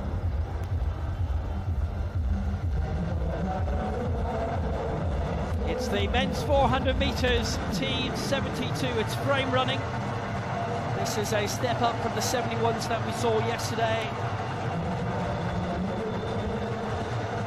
And the man to beat almost broke his own world record in the semi-final last night, Carlo Kilcanyi. So this is major coordination impairment, basically. A lot of the athletes are in the low 30s when it comes to throwing competitions, 32s and 33s. We start off with a championship debut on Igor Markov of Lithuania. 39 years old, 1:17 his lifetime best set this year. It's a time worth taking note of when we reach the man in lane 5. In lane 8, also for Lithuania, bronze in the World Championships last year in Kobe, Devidas Hodabayevas.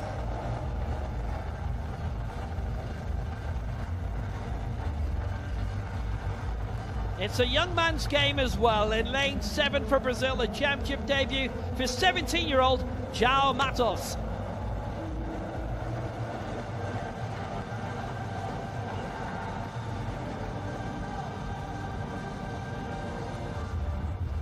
In lane 6 for Poland, 18 years old, turns 19 in a week's time. Championship debut, Potra Sieva.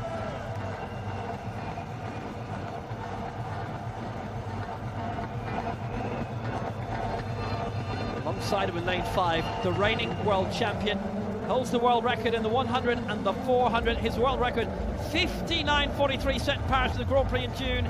Came within 400s of breaking it yesterday. Carlo Kilcanyi for Italy. In lane 4 for Poland, a championship debut for the man from Action Zamość, the club. It's Wojciech Kukielka.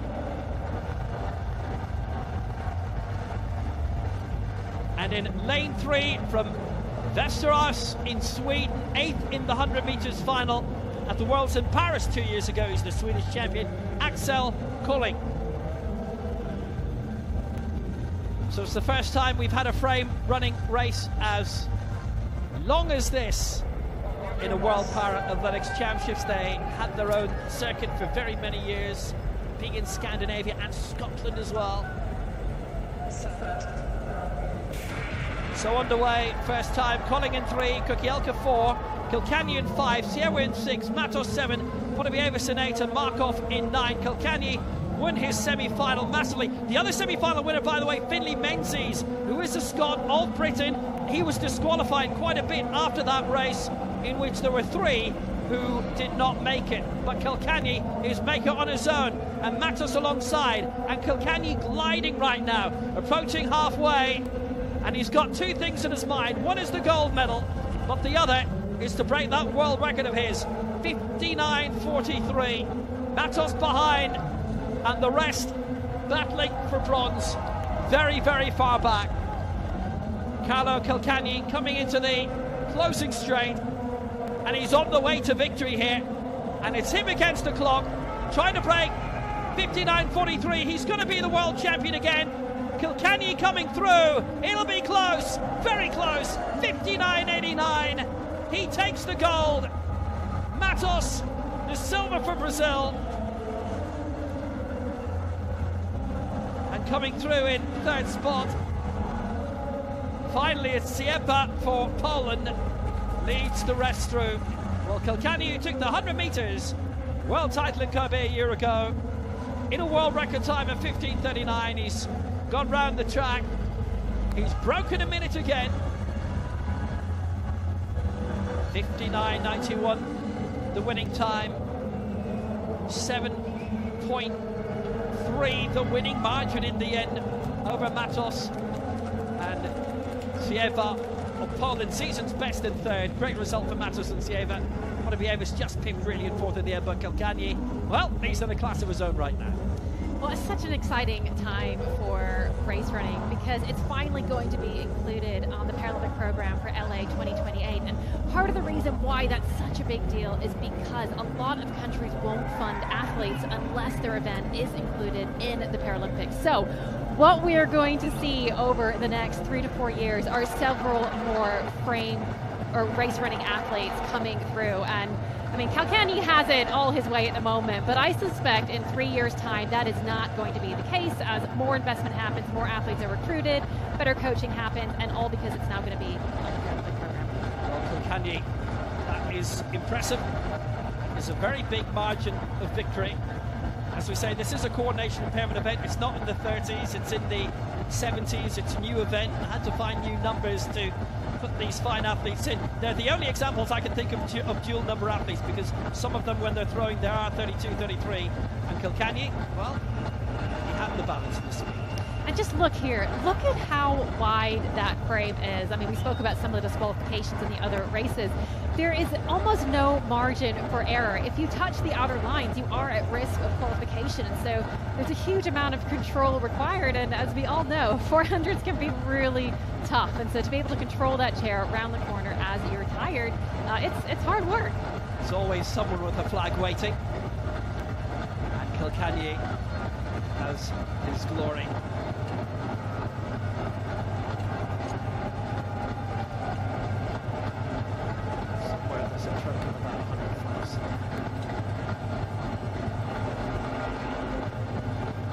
Matches to his own beat, does Kilkenny right now.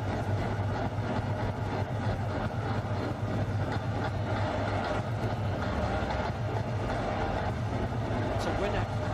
It's as decisive a victory as we will see all week. Congratulations to him for that. There are quite a few who competed for very many years. This obviously means a lot to him. Kaylee Hago retired from the sport. She's moved into boccia now, doing quite well. Quite a few who have competed in it have moved on. Best wishes with what comes next. Big winner, big win, and it's his 2nd world gold in what is still a growing sport. It's fallen. It's got dark very quickly, actually, compared to a few minutes ago. That, by the way, shows you how much field activity there is right now.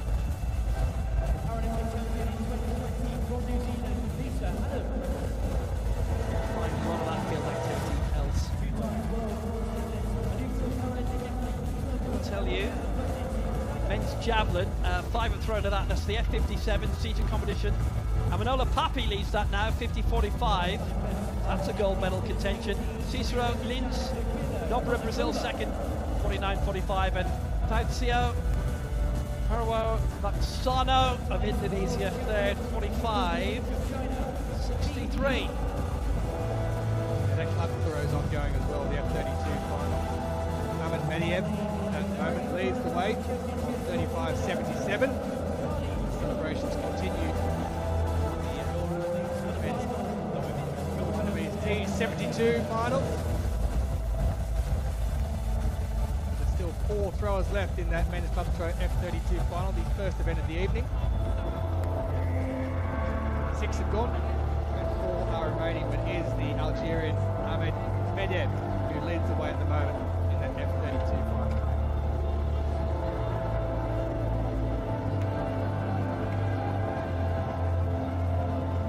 It's almost Duplantis style dominance, but this time he didn't break the front.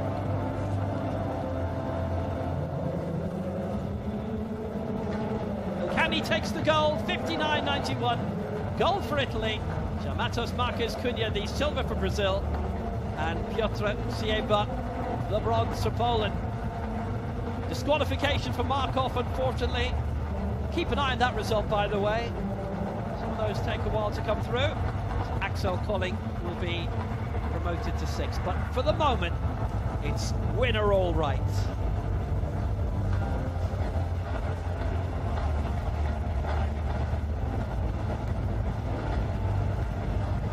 Time now for the women's equivalent. It is T72. Field of 8 set to go in this one. 7, I should say. A sport that was invented in Denmark. It seems only appropriate. 2 of the athletes should be from Denmark in this final of the women's 400 metres T72.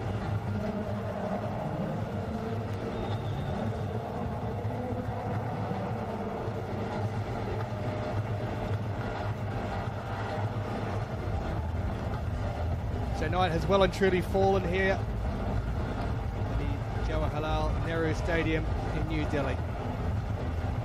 Evening session on day 2, 7 more full days to come after this. Double sessions each day, plenty to get through.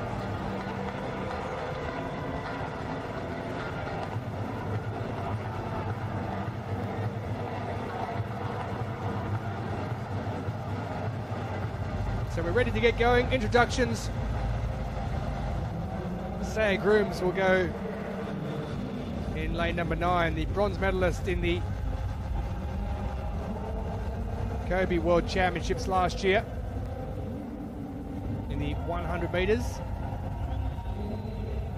Almeida dos Santos, 59 years of age, from Brazil, goes out in lane number 8.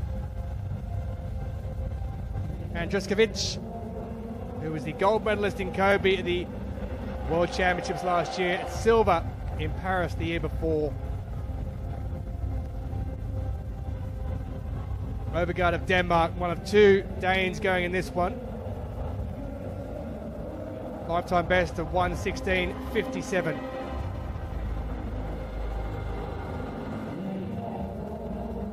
Suerto Sevilla of Spain, silver in Kobe and bronze in Paris the year before in 2023. Zofia Kaluchka, who was 6th in 2023 in the 100 metres, while Poland goes in lane number 4. And in lane 2, lane 3 is vacant. Lane 2, Carla Rissum, the second of the Danes, who was 4th back in Paris in 2023. Her lifetime best 1:31.33. Now Andruskovic, who's in this at 1:13.32, holds the world record. It was set back in June of this year in Paris. On your marks.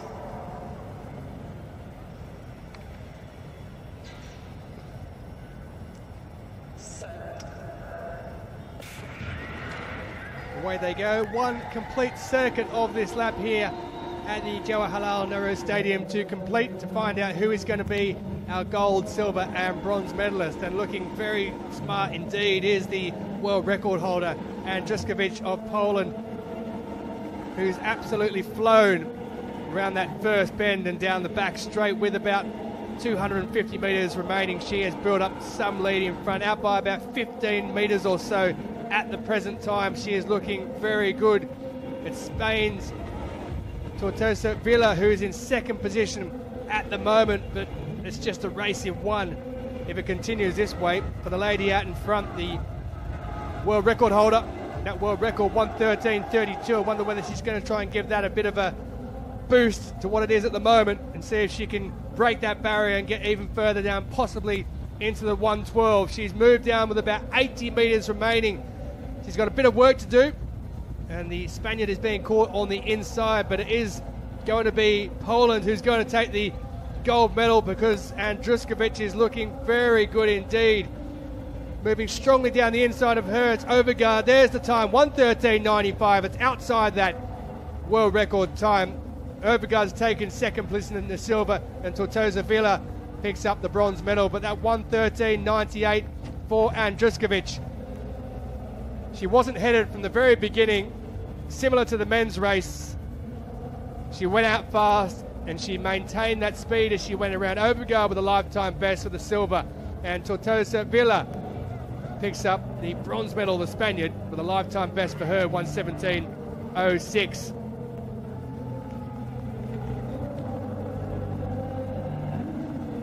Well, Andruskovic takes the plaudits from everyone else, but that was a really fast race, and that first 150 metres is what set it up. I think especially in an event where you have this element of wheels, getting that speed right from the start just sets you up. And it's so interesting just to watch the different stride patterns of the athletes. Some will choose something that's quite rangy, some are going for foot speed. I mean, you can just see the foot speed there for Andruskovic. It's impressive stuff, and it's a great addition, because it's actually one of the rules of wheelchair racing is that no limb can touch the ground. You can't have feet touching the ground, and so this is a way for athletes who want to be able to run but just wouldn't be able to do it independently. This is a great option. As I watched them go in the corner there, it's tough to keep those wheels inside the line too, because they're so close to the outside. So you can see why there are disqualifications, but it is a very, very difficult thing to do. There have been no disqualifications as yet in this race, but you never know what may happen afterwards. As it stands, there's your winner, Andruskovic, the world record holder. Didn't get to break that, but she'll be looking forward and looking ahead now in 3 years' time. What an event that will be in LA in 2028 when they bring the T71s and T72s in to Los Angeles for the Paralympic Games. The crowd certainly enjoyed it then. They got right behind the athletes on track, and Andruskovic on the left and Overgaard on the right. Lifetime record, by the way, for Overgaard, 1:15.36, taking that silver medal. Lifetime best as well for the Spaniard, Judith Tortosa Villa, as well, lifetime best. So, brilliant stuff. Gold and silver celebrate. No doubt bronze is as well. It's tough work getting around race running. They fully deserve the cheers and applause they got from those crowd members looking on. And there's a good, decent crowd in here tonight as well, watching what's been a superb evening. There were 9 finals in the evening session, 13 gold medals to be handed out this evening. And we are absolutely whizzing our way through this session. Talking of whizzing, this man has got some in him as well. Well, as the T72 women flew down the home stretch, the long jumpers are flying down in the opposite direction.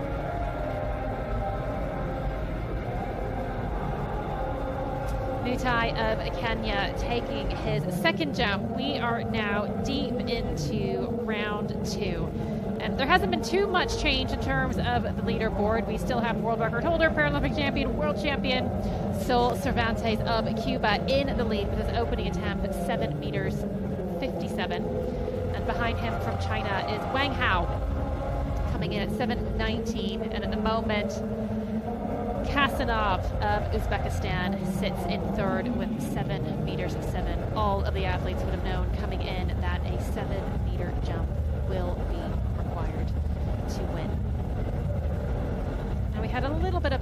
just after Wang's attempt, his second run attempt. The next athlete was held on the runway for quite a while, and sometimes that can happen with the measurements. And if you're a track and field nerd like I am, you may be interested to know how the measurements in the long jump take place. And actually, it's all done now by cameras. They have cameras that are set up that are capturing the action in the pit. There's a camera at the takeoff board, and all of those images are captured just like it happens in a sprint final, and the measurement is determined from that. And actually, one of the advantages from that is everything is kept on record. So if there's ever an issue, if an athlete ever wants to query or challenge a result, they can do that, and they have the images to prove it.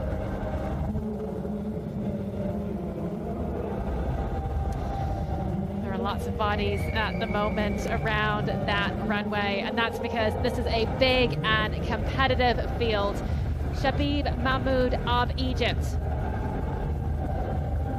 His first attempt was at 6 meters 44. He is currently sitting in 8th position, and that is significant because 8th position is that cutoff mark. We are looking at a final within a final. Only the top 8 athletes are going to be able to get their next 3 jumps. And just looking at that action there, the reason why athletes use things like the hitch kick and cycle their limbs through that motion is because they're trying to keep their center of mass balance. 6 meters 61, that is an improvement. He has now climbed up to 6th position. Again, a significant, sorry, pardon me, 4th position, significant because it's giving him a little bit more buffer when it comes to the cut at the 3rd round. But back to the way athletes are trying to keep their center of mass, so important because it really helps maximize their distance. Final of the men's 100 metres T37 coming up. Coordination impairment, it's normally the second strongest of those categories.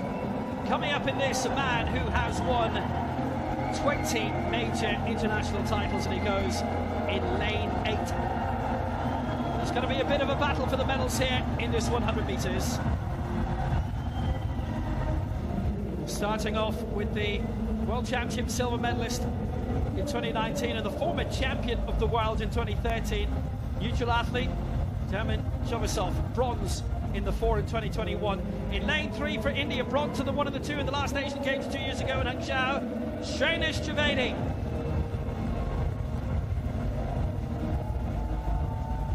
In lane 4 for Brazil, silver in the 2 and the bronze in the 1 in the 2023 Worlds in Paris, and then back in the north of the city to take bronze in the 2 last year, Christian Luis da Costa.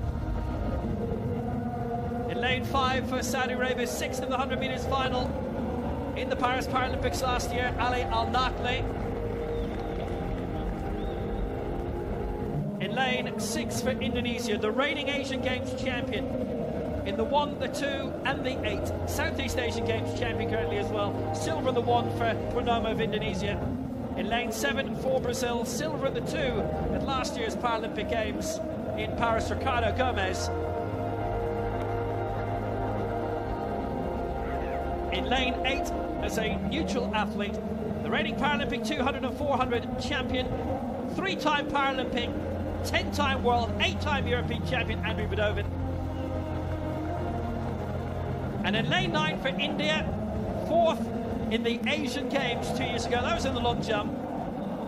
Rakesh Pai Bhatt. He's in 9. He's 24. Trivedi, 19. But the man to beat is definitely in lane 8. Not much doubt about that. Purnomo, though, he's a brilliant starter. He's the 5 times Asian Games champion. 6-time Southeast Asian Games champion. They last held it 3 years ago. 2025 Games are going to be on at the start of next year, because right now with the calendar, there's still a few hiccups from 5 years ago. Lots of support for the 2 for India in this. But it's Tomasov in 2, Trivedi 3, Luis da Costa 4, Nakli 5, Purnomo 6, Gomez 7, Budovin 8, Bhatt 9. Final of the men's 100 metres. T37.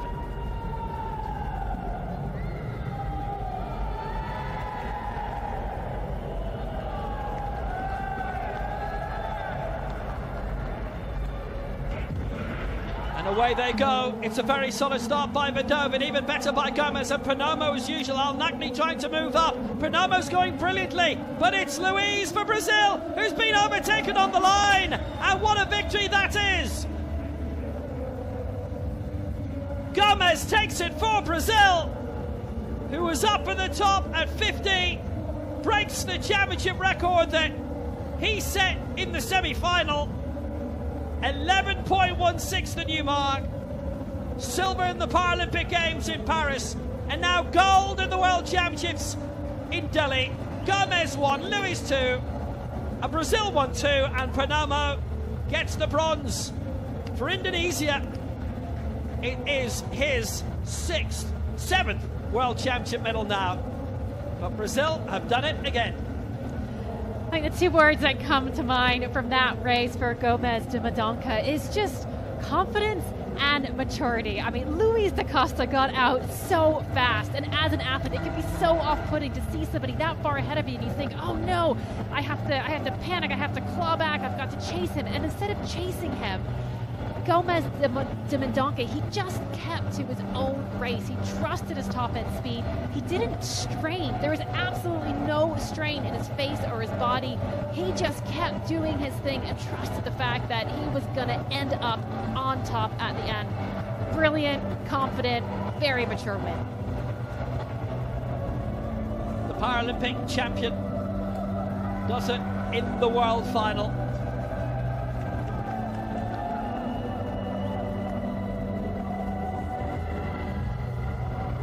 Margin of victory, 700ths in the end of it, Christian Luiz da Costa.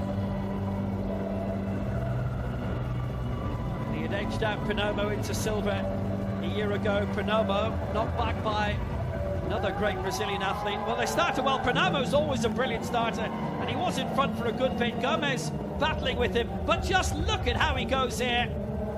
It was Luiz in the yellow of Brazil who led for a long time, and then Gomez in the navy of Brazil who wins it.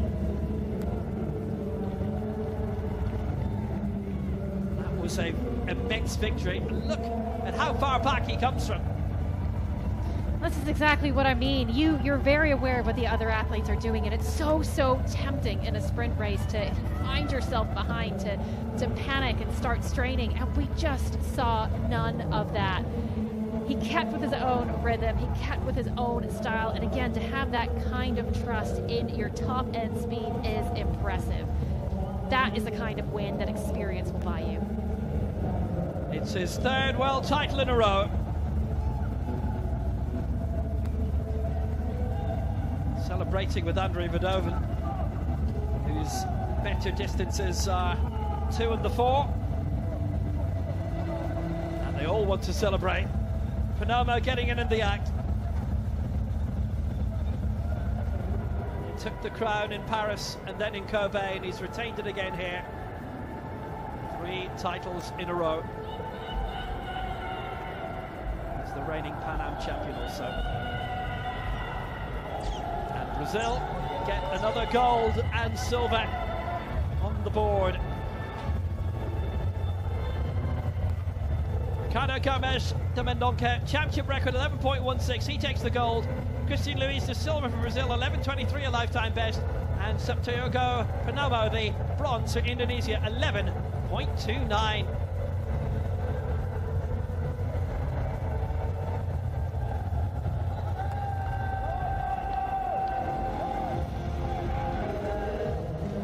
Men's 100 metres T38 final is next up. And there are 8 to go in this one. What also promises to be another hotly contested matchup. The world record holder Jaden Blackwell is also the Paralympic champion. Up against Ryan Medrano, who took the championship record just yesterday in the heats. Manny set a lifetime best in the heat of 11.01. Santiago Solis Torres of Colombia, who was 6th in the Paralympic Games in the final last year, goes in lane 2. Nick Mayhew, who was 7th last year in Paris, he won gold in the 100 and 200 as a T37 athlete in 2020 in Tokyo. 24 years of age, Bartosz Sinkovic, European record in the heat of 10.87 for him, which of course is his lifetime best. Reigning Paralympic champion in the 100 and 400. He's also the world champion, Jaden Blackwell. World record holder goes in lane number 5. France's Dmitry Jozvitsky, who was 5th just out of the medals last year in Paris in his home Paralympics, goes in lane 6. Championship record in the heat for Ryan Medrano, silver last year, silver as well last year in the World Championships preceding the Paralympics in both the 100 and 400 behind Jaden Blackwell. Thomas Young, lifetime best in the heat of 10.91. He's a double European champion. He won gold back in Tokyo 2020. Can he get amongst the medals this time? In New Delhi. He'll go in lane 8. And Ulrich Muller, first major championships for the 19-year-old from Australia. Lifetime best in his heat of 11.18 seconds.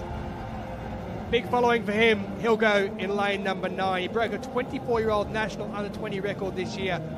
And watching the Paralympics last year, he decided to get involved in the sport. They're the type of stories you like to hear. On your marks.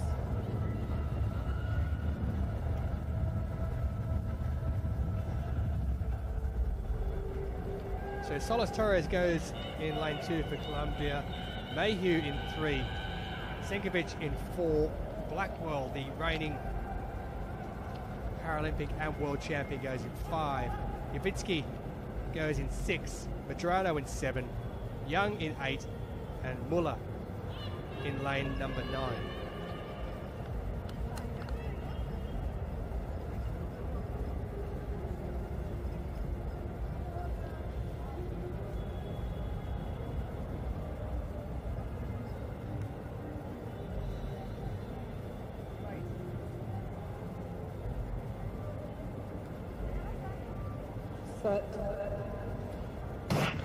So keep your eye out for Blackwell in lane 5, and out in 7, Medrano, who took the championship record just yesterday. And it is Blackwell who's flown out of the blocks. He is absolutely moving. Medrano in 2nd place. It looks like Young in 3rd. 10.68 is the time for Jaden Blackwell. And that means that he's broken the championship record that Ryan Medrano picked up just yesterday. He's about 4/100ths of a second. It's been rounded up to 10.70. Still a championship record. He's outside his own world record, but he's taken 0.13 of a second off Medrano's time from yesterday. He picks up the silver, and Thomas Young, with a quite fabulous finish in 10.98, has taken the bronze medal. But what about that man there, Jaden Blackwell? He absolutely flew through that first 40 metres. He held himself in the middle. He finished strong, and it was only a matter of how much he broke that championship record by. Couldn't get to the world record, but what an athlete. Absolutely superb running from Jaden Blackwell. He did the 100 and 400 double at the Paralympic Games.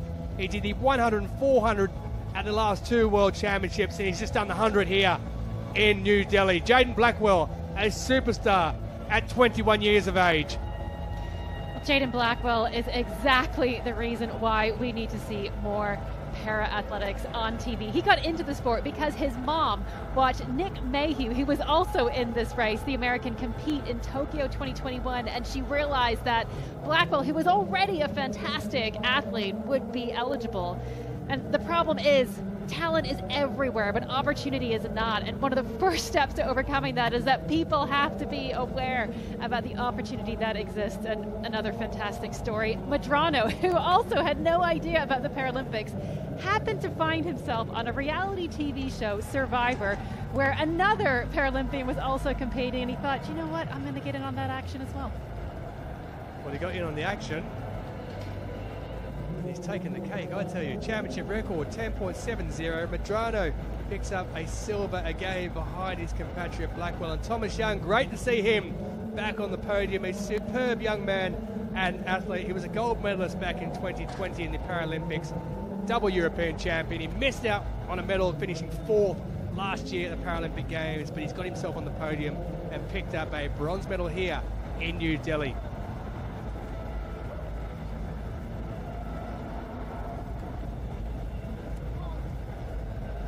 Just a quick word after that excitement, by the way. Unfortunately, the bronze medalist in that women's 400 T72 final, Judith Tortosa, she's been disqualified.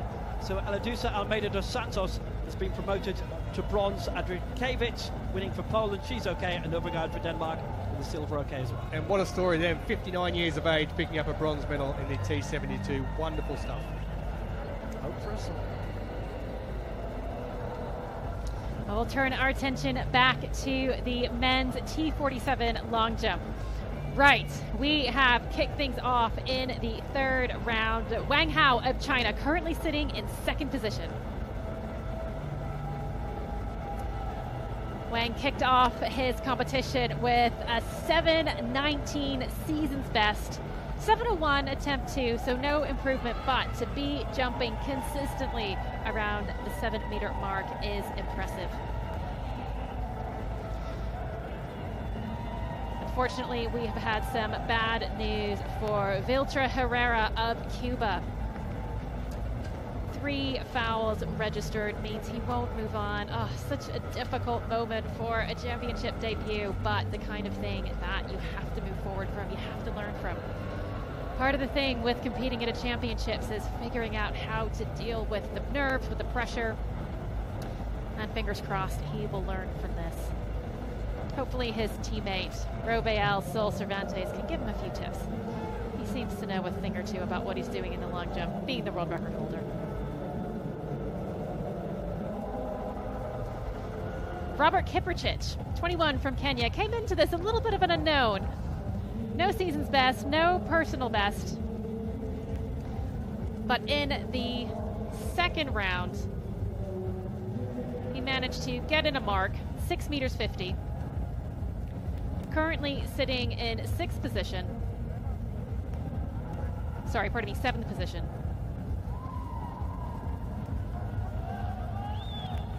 And again, just trying to avoid being on the wrong side of that 8-meter placing.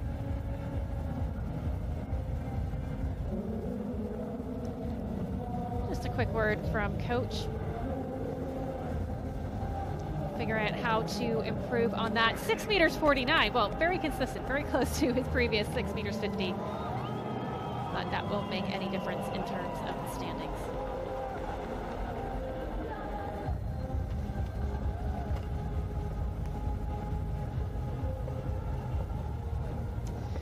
Now this was a big jump for Matisevic. As you can see, he is sitting on 2 fouls. Oh, and he's been given the white flag. What a relief. That is not the position any field event athlete wants to be in, because you're stuck with this really difficult problem of, okay, I need to have a big jump. I need to make sure I haul myself into the top 8, and yet I've also got to be a little bit conservative. I have to make sure that I take off from behind the board. But in this instance, 6 meters 84, he's clearly managed to nail that difficult problem, and he will haul himself up through the ranks.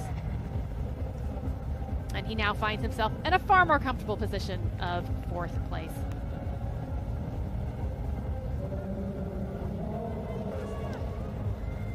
Vincent Mutai of Kenya made his debut in Kobe last year. It was a tough debut. He finished in 4th, in 14th, and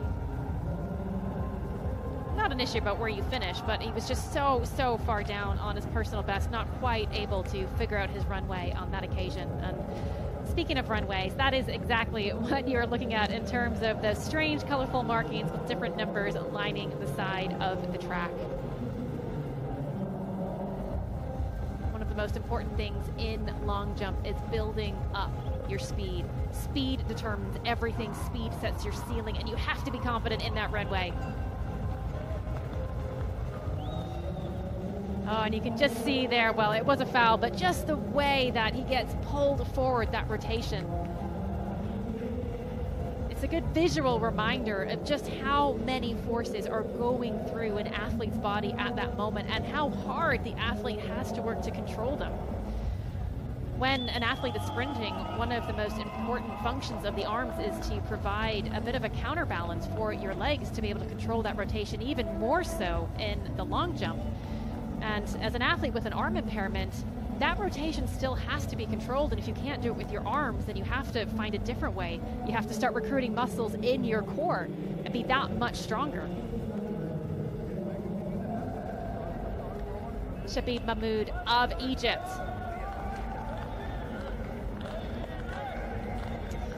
He's got some wonderfully long legs, which is definitely an advantage in the long jump, particularly at the takeoff, because what it means is that your center of mass is naturally starting from a higher point. The question is always, can you control them? Can you get them moving fast enough to generate that speed? He gets excellent height off that board. 6 meters 65, that is a season's best, however, not an improvement in terms of his placing.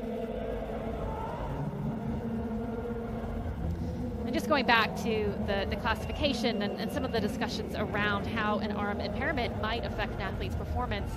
Again, one of the reasons why I discuss classification is not because I think that it's the most important thing, it's just that understanding it really gives people watching an understanding of just the kind of quality that they're seeing.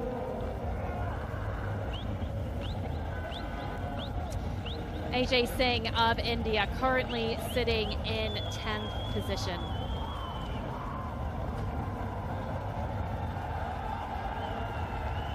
Need a jump better than 6 meters 50 if he wants to continue on in this competition. Roars were heard around the stadium just willing him forward, and I mean, look, if cheers and yells and noise could help, he might have flown over the 7 meter line there.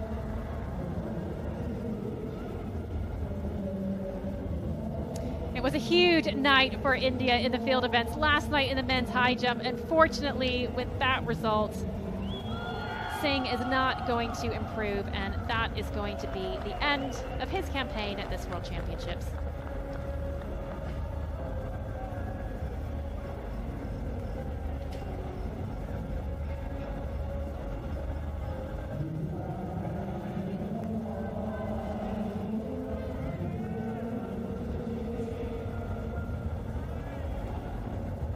The action continues on the track, and a big wheelchair racing final. Men's 5,000 meters, the T54, the fastest and the best. And the ultimate best is the middle name of the 5, Marcel Hug. He's won 58 major championships.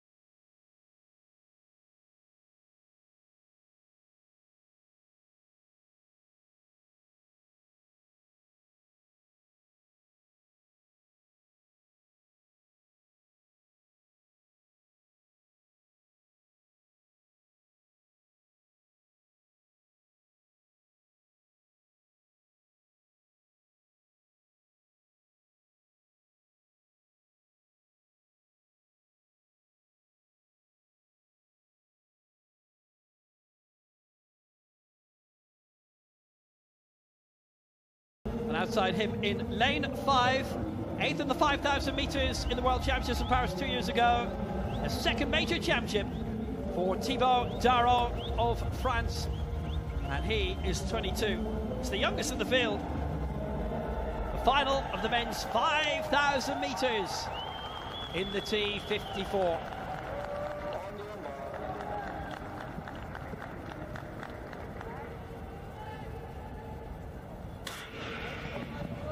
And they're away. The excitement of the T54s, the best racers, the fastest racers at the very least. Catherine de Brunner taking this crown in the morning session. Marcel Hug, well, he absolutely swept 6 Paralympic titles in a row between 2016 and 2021. And then it was the very last day in which he took a gold in Paris last year in the marathon, and he is swinging away right now. He's won 58 major championship medals, 33 of them have been gold, and yet it was that 800 meters in Rio 9 years ago that very much changed his career, because that was his very first Paralympic gold medal. After years of arguably being the best, well, he was able to prove it, and now he can slip out into lane 2 and a chance to allow Thibaut Durault lead this 5,000 meters final.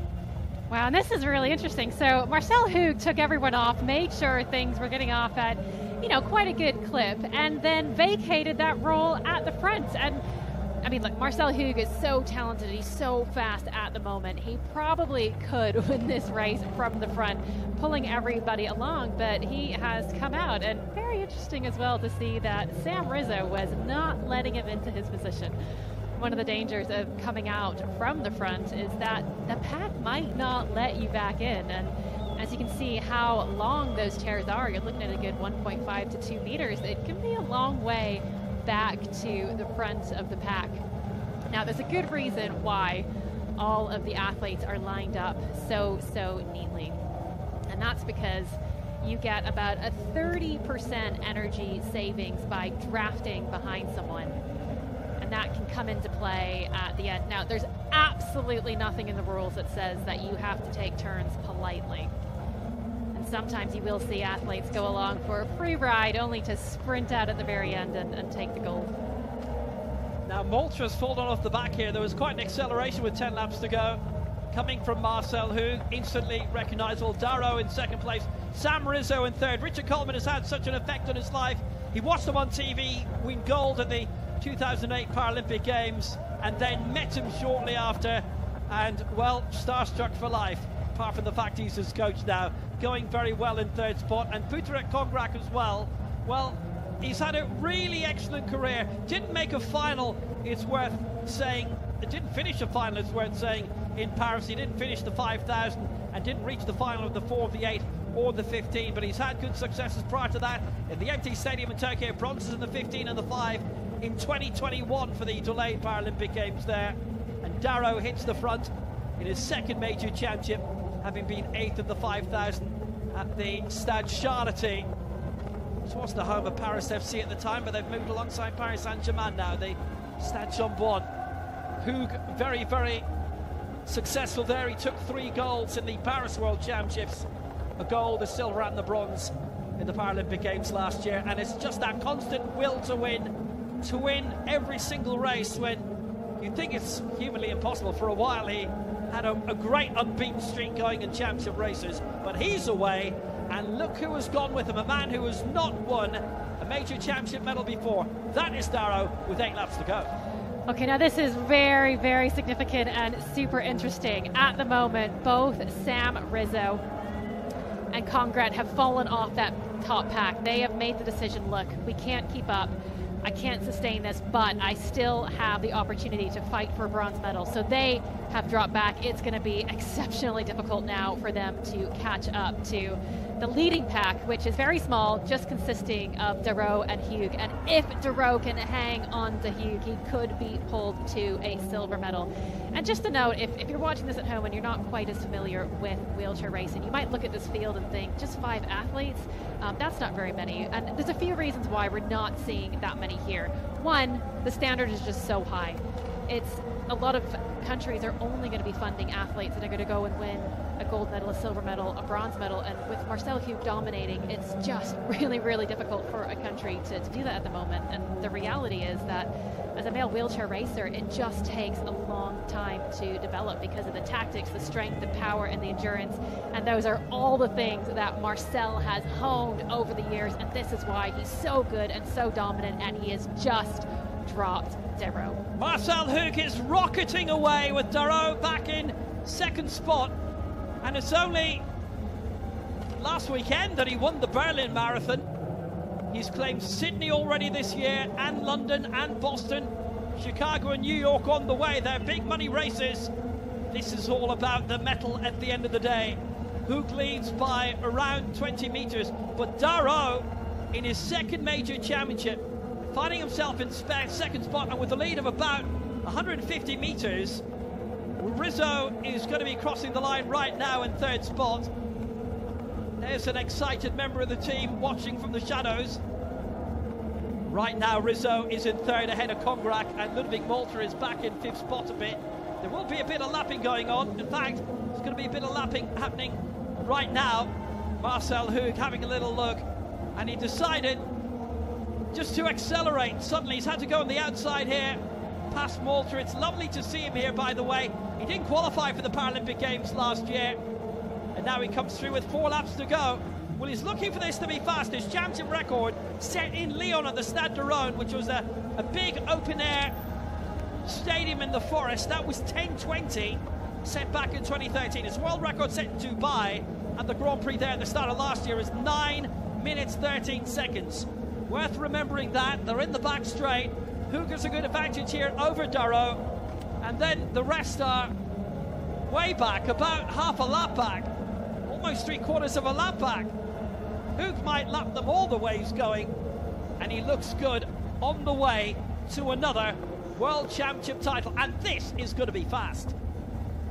Well, his world record sits at 9 meters 13, and the reality for wheelchair racers is that records are rarely set at a World Championships, and that's simply because the surface that they're racing on makes such a difference. Also, if you're racing in a pack, it makes a difference, and there are some very fast tracks that happen to be around in Switzerland where he does a lot of his racing, so we definitely aren't going to see him attacking his world record. But just to give you a bit of a taste for how fast Marcel Hug is probably going at the moment to do the 5K at the speed that he does. He's maintaining around about 32, 33, 34 kilometers an hour across this next 10 minutes. His speed, his endurance, all things that he's worked so hard to hone, and not to mention the technology. Technology really matters, as any cyclist would know. Same thing with wheelchair racing.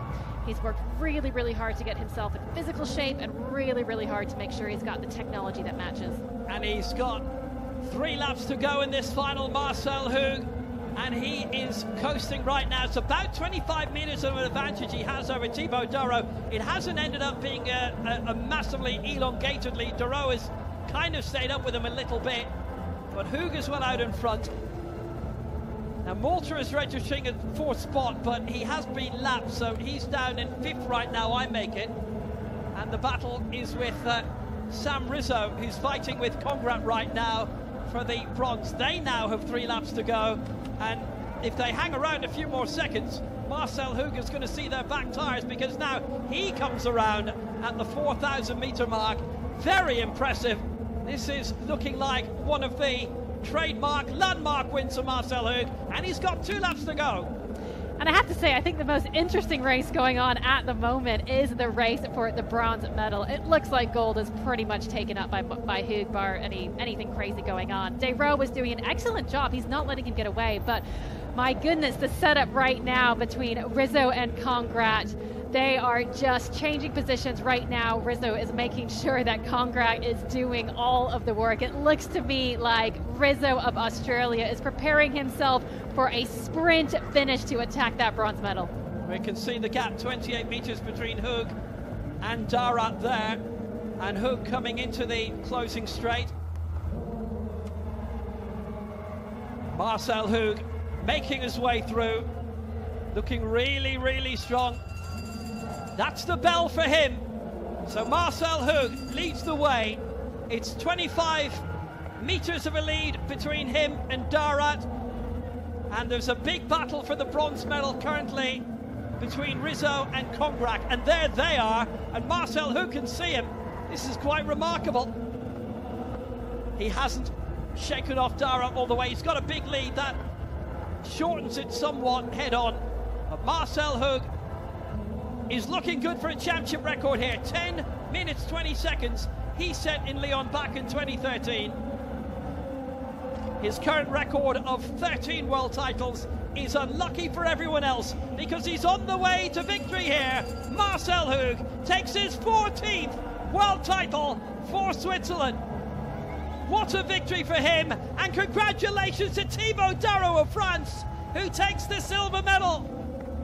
in what's only his second major championship, the 22-year-old. He went with Hug when the Swiss maestro, the silver bullet, glided away. It's a new championship record at 10:03.64, and it always looked like it would be. And Darat, I should say, is 11 seconds inside the championship record as well. Darat has recorded a time faster than any previous winning time before. Now here's the battle for bronze, and it's Congrats ahead of Sam Rizzo here. Sam Rizzo's just going to miss out on his first major championship medal as Congrats takes a world championship medal for the first time. A brilliant sprint. Congrats 3, Rizzo 4. Sam gave that a really, really good go for Australia, but he's just edged out in the end. Not even by a second. Rizzo 4, Congrats 3, Darat 2. Well done, Thibaut Darat, because he went with Hug, he stayed with Hug, and Hug helped him over the line. And you might say he could almost dedicate a little bit of that to Marcel Hug, but the man on the left remains the ultimate champion. I mean, what else can we say about Marcel Hug? I mean, he's won everything. There's nothing else to say, but I think I actually want to focus on Sam Rizzo because he did everything so well. He was making sure that he was behind Congrats, and unfortunately, as they just came around that final quarter, we're going to see just now Ludwig Malter finishing. What he didn't anticipate on that final sprint is just that Malter happened to be there on the inside lane. So as soon as Rizzo started his sprint, he had to start by adjusting around Malter, and instead Congrats flagged it and he was able to fly past him on that home straight. So just a little bit of bad luck there for Rizzo in terms of positioning, but he did give it a good go. It was around the 1500 meter mark that Hug stole away, and he held the lead all the way from there. He'd pushed aside, you remember, very early on, and he allowed Darat to take the advantage at the start. And actually it's worth taking a look at Darat there, because he sat up in his chair and he crossed his arms across his chest. He was never going backwards in that race, the young Frenchman. Hug, that's a great win. And Darat, we have to pay a lot of tribute to. Hug has had a wonderful career and still has a wonderful career, but for Thibaut Darat, this is the day that his racing life changes. But Darat was the man who was front of the peloton, if you like, when Hug said, right, enough of this, gone and away. He must have liked the track and felt, yep, worth putting in a fast time here, and he did. That's a great sign for, I mean, Darat is still quite a young racer, so to have the confidence with someone like Marcel Hug and to just go to the front and say, hey, Marcel Hug, if you want a free ride for me, go for it.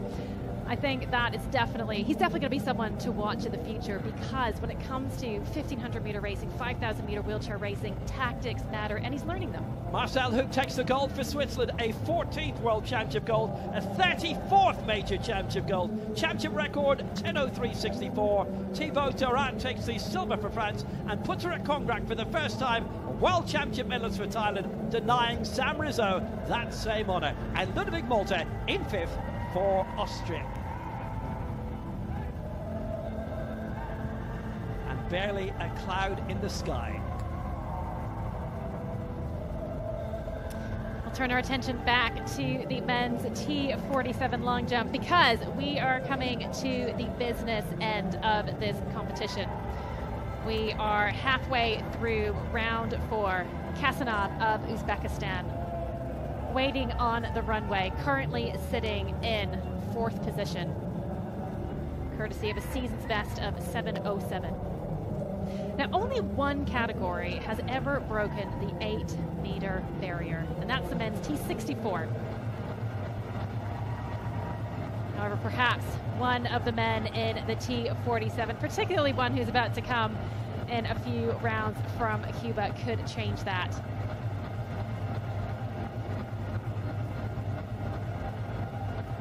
.707 in the first round, 6:99 in round 2. Remarkably consistent.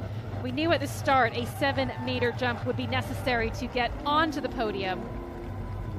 And if he wants to jump in front of Wang, both literally and figuratively, he's going to have to deliver something better than 7 meters 19.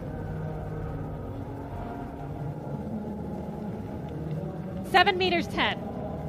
So, centimeter by centimeter, Kasanov keeps adding on to that final total. Will he manage to get his way onto the podium?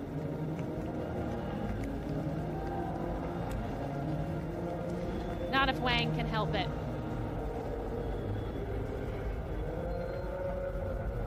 Wang is very consistent when it comes to picking up medals at the World Championship level.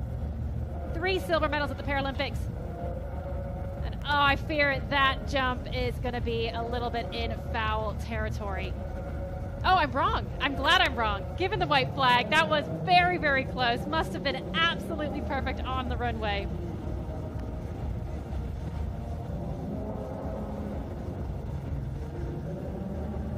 As I said, consistently on the podium, won 3 silver Paralympic medals in a row, 2016, 2021, 2024. Even the flag bearer in Tokyo. It's one thing to be a consistent medalist. It's another thing to stand in the middle of the podium.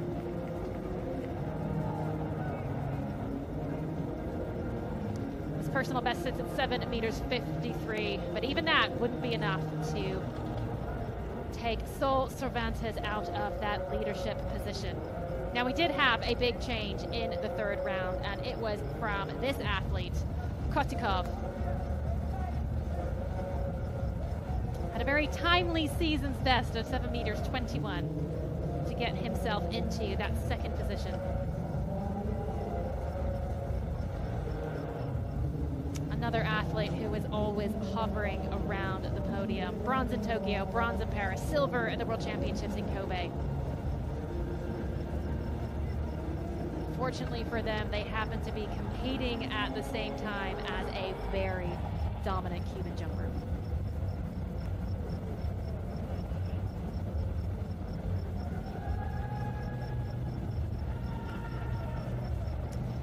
That jump getting aborted from Kotikov. He was well behind the board, which is why he was given that white flag. But just as he was running down that runway, just sensed things were not quite right. And look, if things aren't right, so much effort goes into those jumps.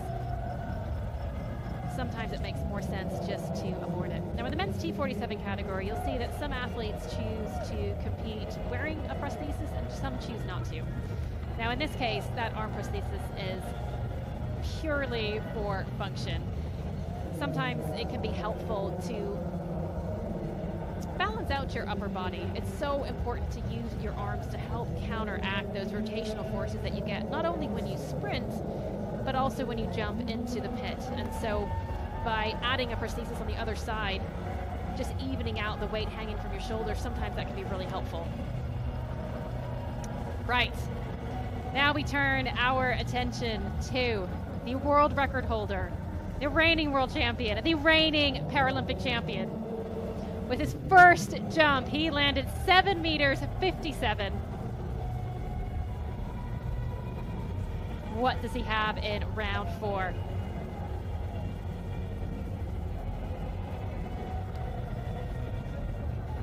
I mean, he is literally jumping over the top of the officials sitting by that track, and I'm just getting a little bit nervous reading that body language.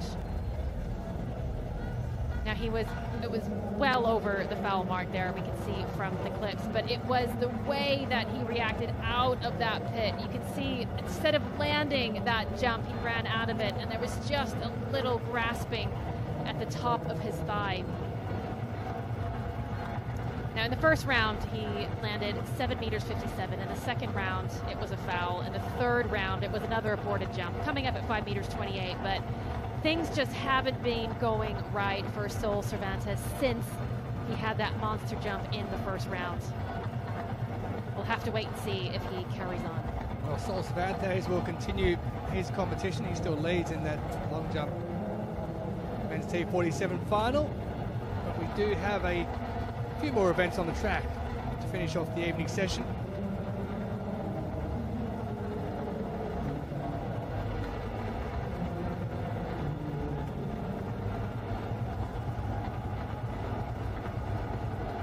first of those will be heat number 1 in the women's 400 metres T11. This complete visual impairment category. 3 will go in this heat and 3 in the next one as well. And the world champion is first up for us, Simplicio da Silva. She won silver, in fact, in 2020 and 2024 at the Paralympics, but she's a 3-time world champion in this event. Paralympic champion, by the way, is not here, La Ishitili of Namibia. Simplicio da Silva of Brazil will go in lane number 3. Patricia Jepkemei, she was disqualified in the 1500 metres earlier today. She's been competing since the 2017 World Championships in London. She will go with her guide, Kenneth Lagat, in lane number 5. And Melissa Baldera, she's been competing at major championships since 2019 from Peru. She will go in lane number 7. Peru, of course, have a first ever medal of any sort when they picked up a gold yesterday at these championships. That came from Amani Kes in the women's 1500 metres. That was in the T11 as well. So perhaps they may have some joy in the T11 for the 400 metres as well, Peru.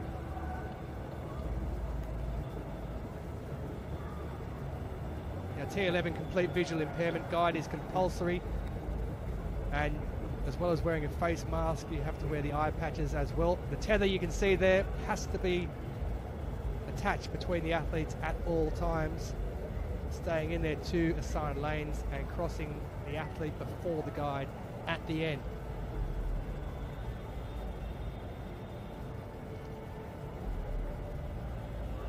Women's 400 metres T11, heat number 1. And away they get. So just to remind you, it is the first who goes through as an automatic qualifier, and then after this second heat we'll have the next 2 fastest who didn't win advancing through the final. So we'll have 4 in the final after these 2 heats. And Baldera has gone out pretty quick at the front there, but looking really strong on the inside. Simplicio da Silva, she's got so much experience and so much guile when it comes to this race. She's just moving around now at that 200 metre mark and just pacing herself nicely. There's no need for world records or championship records in this. It's a case of making sure you get through to the final. Baldera is holding her own though on the outside. And this is where the athletes tighten up somewhat. The leader, Simplicio da Silva, looking strong at the moment, along with Felipe Veloso da Silva, her guide. And it's important to have a good synchronicity, and the guide just talking to her there, you can see as they go across. Now she'll have to cross the line first and stay tethered at the same time. She's done that. So 101.80, and it's Baldera who comes in second position, and the time is going to be the interesting thing there, because it'll be a case of seeing who goes through as the next fastest qualifier. So 101.76 the time for Simplicio da Silva. A season best of 104.51 for the Peruvian Melissa Baldera, and Jepkemei in season best for her, 105.32 as well.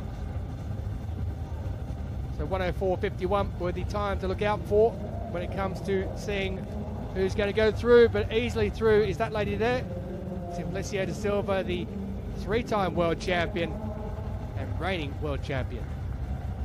Brazil has such good heritage when it comes to visually impaired racing, whether it's at the longer distance or whether it's at the sprint distances. And yes, a huge part of that is they obviously do an excellent job at talent IDing athletes and making sure they're in the right environment with the right training. But the other thing that they have that perhaps other countries don't is just a whole bank of guides that they're able to choose from, because being a guide in and of itself is an incredible skill. And watching Veloso da Silva take care of Simplicio da Silva as she was going down the final home straight, you could just see him looking at her, talking her through it, giving her all the information that she's going to need. And my goodness, what a lot of pressure for a guide as well. Like, it's their future in their hands, and I just want to assure everybody watching, if it comes to it, the guide also gets a medal. We should also clarify the reason that the majority or pretty much all female athletes run with a male guide is because they can't find someone who can actually keep up with them at that pace. So it's important to have a guide who can actually keep up with them, because if the guide's being held back, then it's a pointless exercise having that person there. So it has to be someone who's either as fast or even quicker than the actual athlete, and that's what happens in the women's game, is that generally they're men who are guides because they have to be able to keep up with the athlete. It's just one of those things. So Simplicio da Silva, as she battles it out for a 4th World Championship gold, that's guaranteed her place in the final. We have one more heat to come, and then we'll be able to work out the other 3 combatants who'll go up against her when it comes to the women's 400 metres T11 complete visual impairment final. There's confirmation of it. Simplicio da Silva goes through. Season best for Boldera and Jeb Kemai. We'll wait to see what happens in the following heat as to who goes through to the final. If you want to get any more information on the classifications, Paralympic.org is the place to go to find out more about that.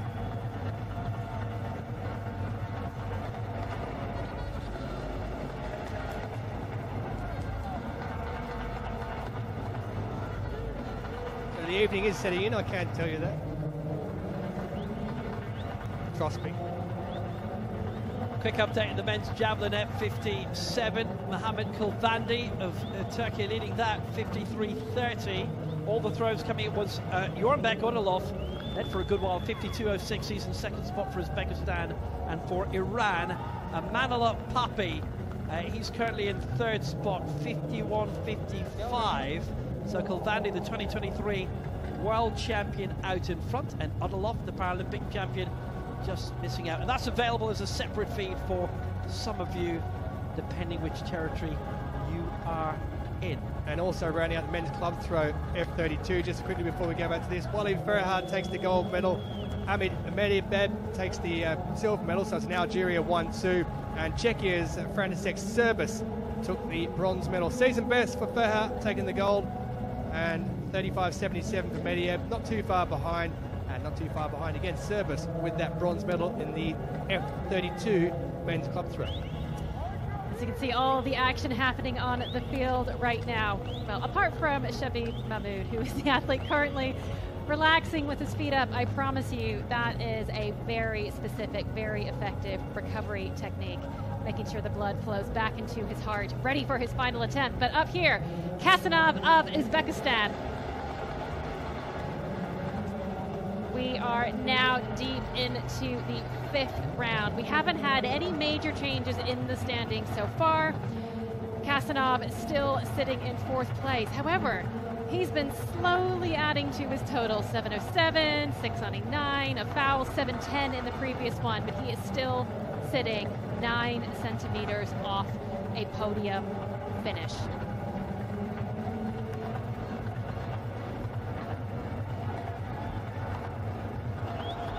We've also been seeing quite a few fouls in this final round.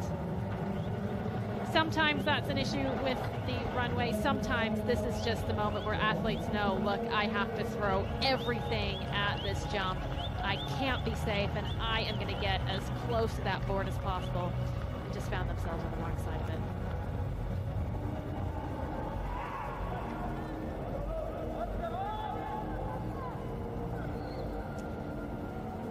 I promise that is not Wang's attempt. There's still a cone at the moment in front of the pit. It's just been removed, and the clock has now started for him, but he's not going to rush. He's experienced. He's going to take his time. He's going to gather, just remind his body what it needs to do before charging down that runway.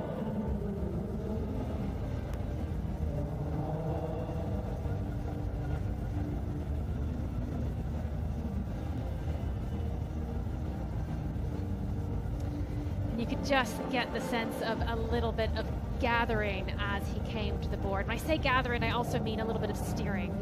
Ideally, what you want to see is an athlete charge straight down that runway and almost have an imperceptible change as they take off. However, you could just see that stride change two or three strides away from the takeoff board, just there, and that tells me that he was steering. He realized he was running out of room, and instead of getting a foul, he just chopped that final stride a little bit too short. I don't think that is going to improve his position. So heat number 2 in the women's 400 metres T11, complete visual impairment. Same as number 1. That's the first who automatically goes through, and then across the last heat and this one will work out the 2 fastest qualifiers advancing to the final that did go through automatically.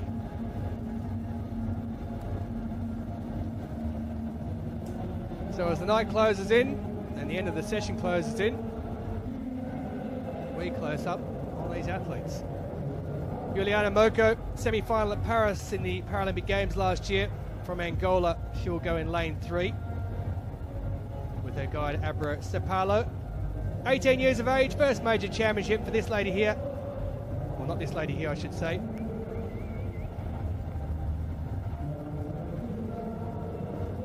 She certainly isn't her first major championship. Koesh, she's going from lane 7, so we've got a late scratching.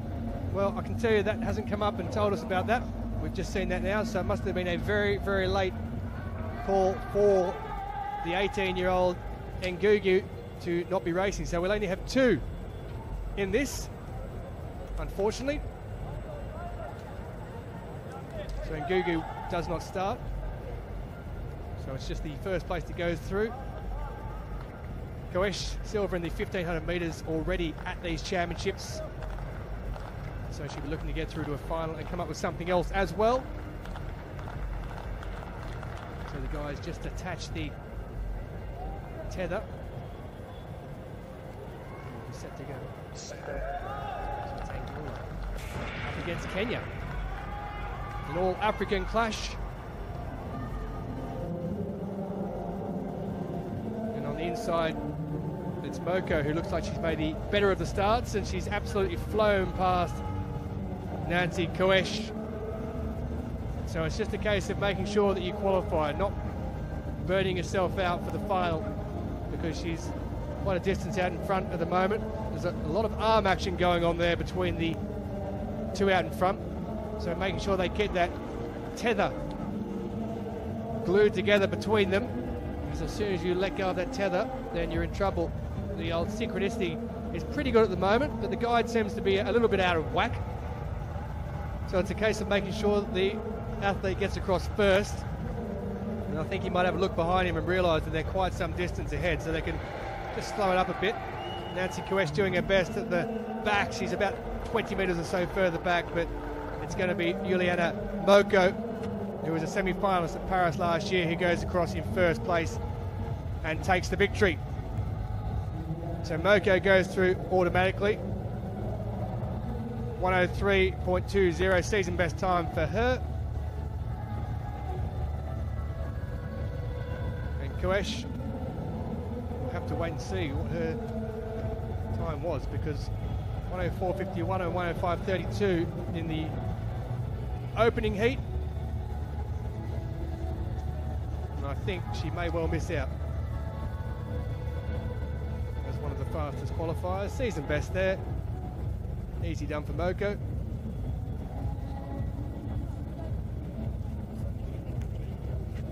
So we know Baldera has gone through already from that opening heat.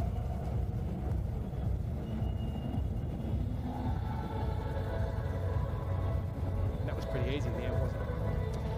It was quite a comfortable win in the end for Moko, but I can't help, it does really change the tone and the nature and the strategy of the race when you have a late scratching like that, because you kind of have in your head an idea of what's going to happen, and then someone doesn't show up and you just have to readjust. And even though it was quite an easy win for Moko in the end, you still have to run that first half of the 400 meters hard. You can ease off once you know where you are, but running a 400 meter quote-unquote easy still means that you have to get out and just make sure that you're in the place that you want to be, because it's really hard to pick up speed later on. Well, the heat has certainly got the better of might be Moko down there actually, but it is a very warm, humid evening. You see the fans being used there to try and help cool them down. I can tell you that all 3 from the first have gone through.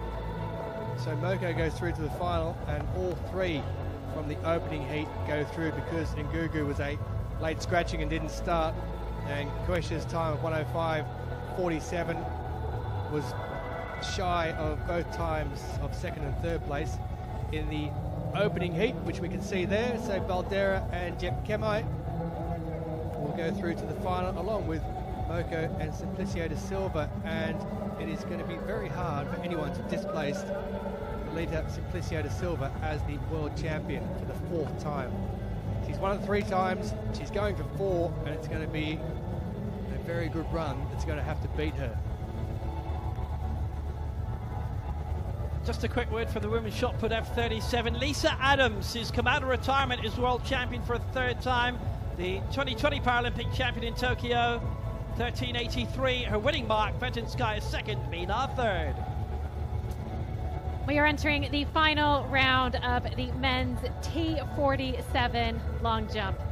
Now that was the athlete Shabib Mahmood, who we saw a round ago lying on the track, feet up on that red chair, which, as I mentioned then, was a very intentional way to recover. When you have your legs up like that, all of the blood goes back towards your heart, making sure his legs are fresh for this final attempt.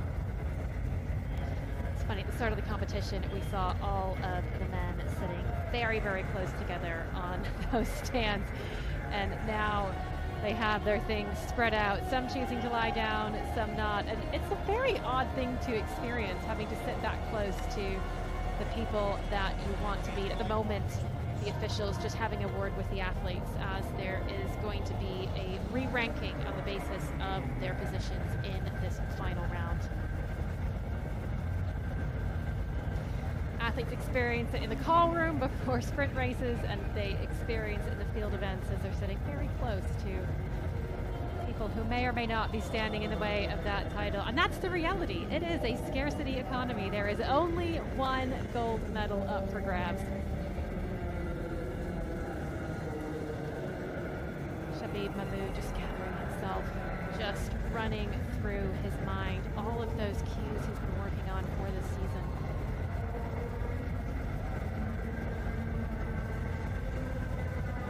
Thinking about what you're doing as you go down the runway, or you throw that javelin, or I should say putt that shot, but your body's moving too slowly. This is why athletes practice and train day in and day out, so that it comes naturally.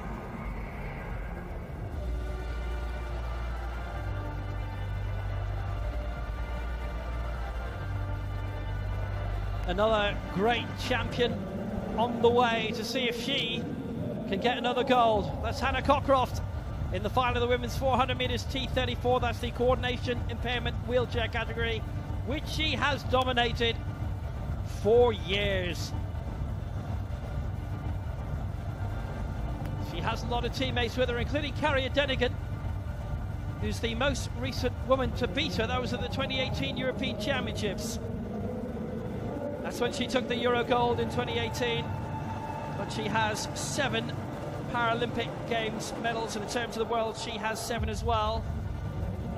In lane 5, championship debut for this 16-year-old, coached by the great Louis Sauvage. It's Coco Espy. In lane 6, for Great Britain, Fabiana Andre, the reigning European champion from 4 years ago in the 100 and the 800.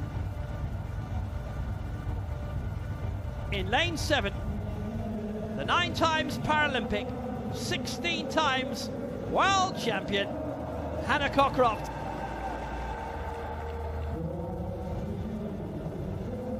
There was no 400 in Kobe, or in Paris, or in Dubai. Last time she won this was in London. And Carrie Denigan in lane 8, silvers in the 1 and the 8. The last 2 Paralympic Games. Chance of a British clean sweep, and Coco Espy going for Australia as well. The women's 400 metres T34 final.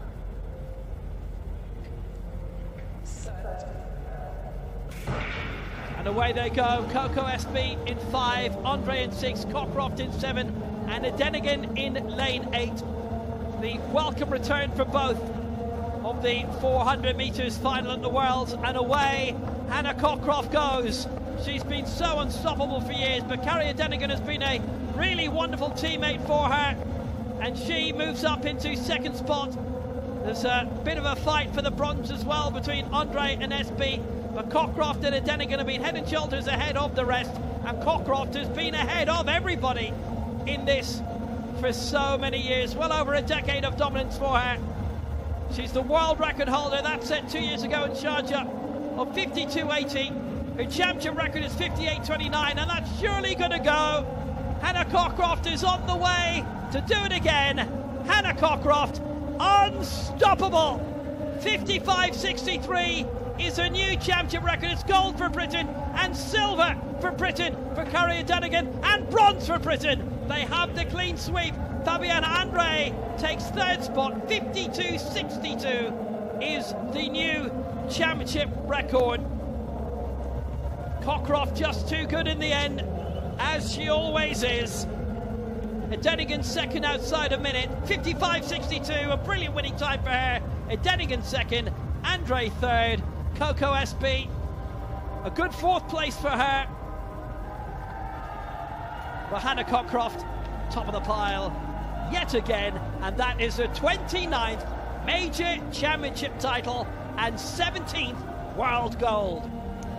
Well, I think that is going to be our first podium sweep. And the thing that I really respect about Hannah Cockcroft is that, like, she's so dominant, she's so far ahead, and she has been for so long, and yet she still keeps asking the question every season, how can I get better? Over the years, she's changed her training, she's changed her equipment, and she keeps chasing faster and faster times. However, the thing that I think is really exciting is I think we're going to start to see a different side of Carrie Denigan. Carrie has been super busy at the moment in terms of getting through a lot of school things, and I think from what I've heard, this is the first time that she's really made a major change in terms of her training. She's changed coaches, she's changed setups, and I think what this signals from Denigan is that she's ready to start chasing down Hannah Cockcroft and seeing how close she can get to her. And my goodness, for Fabienne Andre, imagine being in a country with two of the best T34 racers in the world, and just imagine the tips she's going to bring from them. I mean, it's so much faster, it's so much efficient to just ask somebody the answer to your question instead of trying to learn it yourself in the next 10 years. Britain 1, 2, 3 in that. Hannah Cockcroft does it again. Carrie Denigan, she's changed coach to the Dutchman Arno Mol. She's qualified as a teacher, but she's moving into being a full-time athlete between now and LA, and she can put the teaching on hold for a little while, the Coventry native.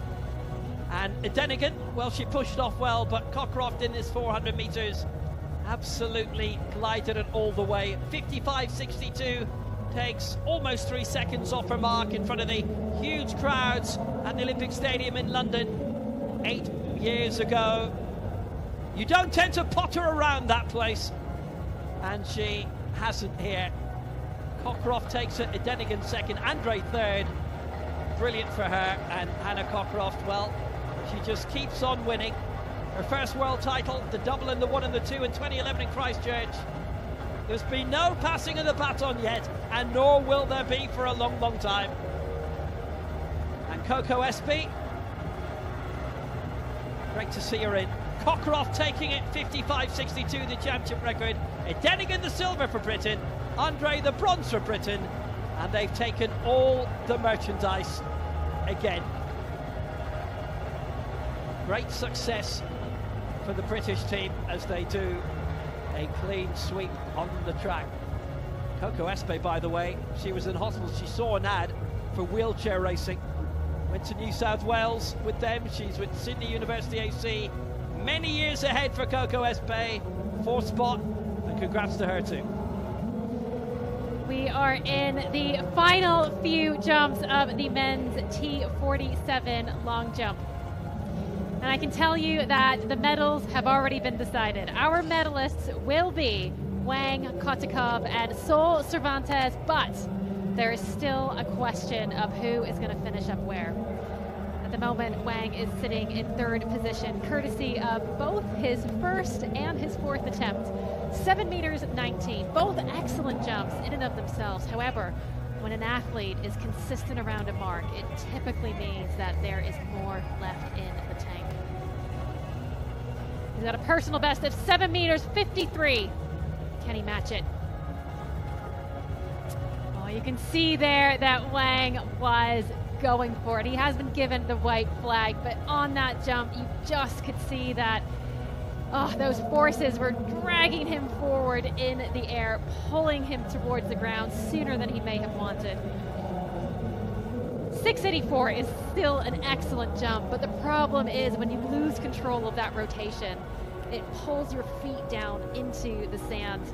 And it just means that you don't quite get credit for all that speed and all that power that you produced. However, Wang Hao is a bronze medalist at these World Championships. And we'll see him again. He is doing the long jump and 100-meter double. And you can see there Wang just smiling as he gets up, knowing that, yeah, I might have let that one over-rotate and slip a little bit forward. Kotikov already has the silver medal. It's going to be hard to overhaul Sol Cervantes, who is a world record holder, reigning world champion, reigning Paralympic champion. But he's going to give it a try.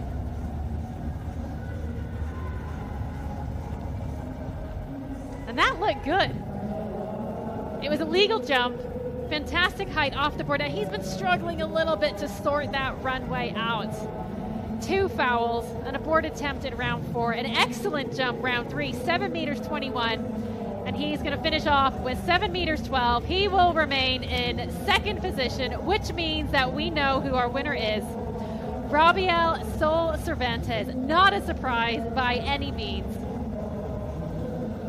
An excellent silver medal from Kotikov. However, that gold will stay with Cuba, and it will stay with Sol Cervantes at 7 meters 57.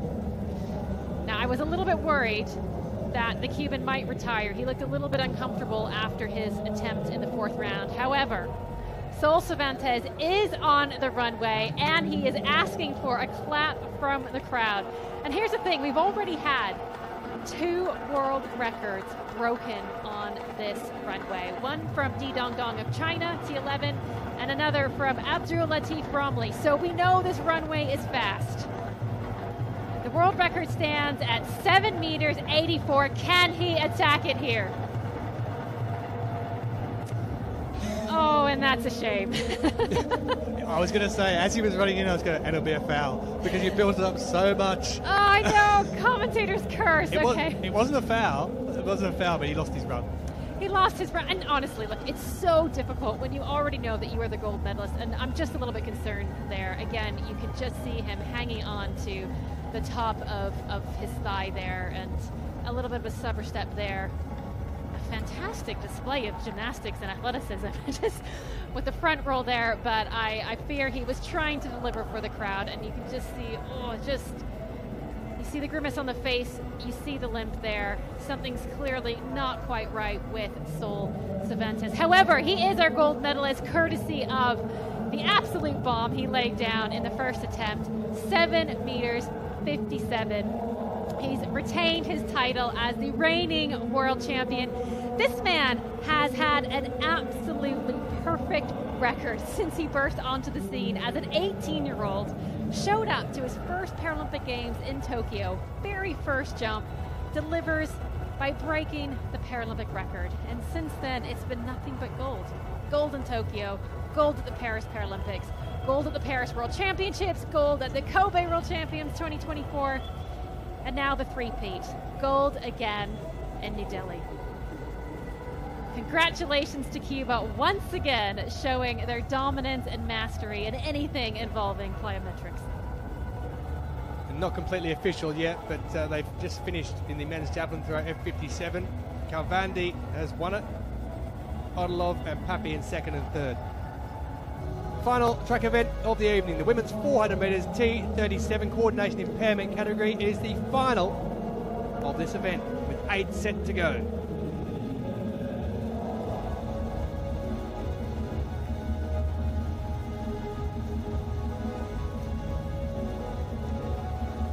So So Lisa Gales, who was 5th in the long jump already at these championships on the opening day. She was bronze in Kobe last year in the World Championships. She'll go from lane 9, will the South African.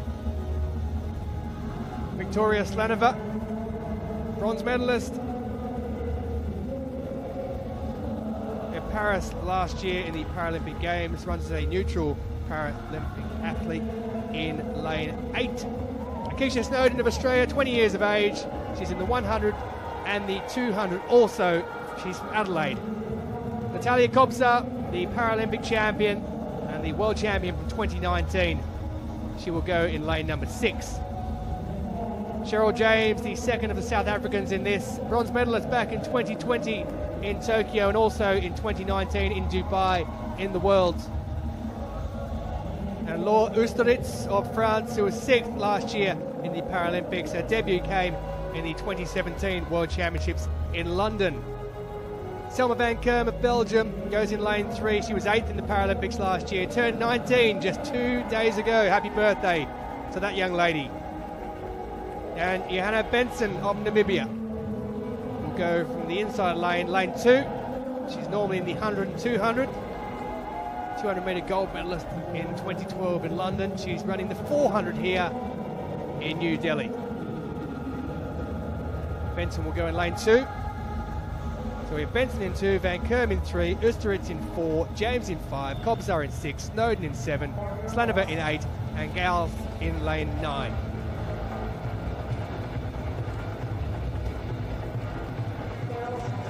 World Championship record, Georgina Hermitage of Great Britain.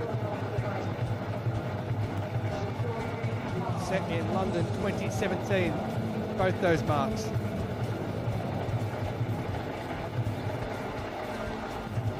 So the official out on the track. Green card has been shown. See too much that had gone on. Yeah.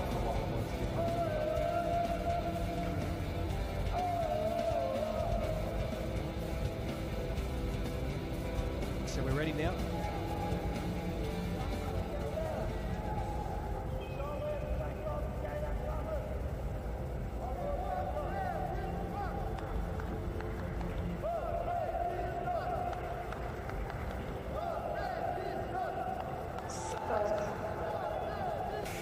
Women's 400 metres T37 final, the second least of the impairments in the coordination impairment category. And they get away, and there is on the outside in lane 9, Lisa Gales, who was bronze in the Kobe World Championships last year.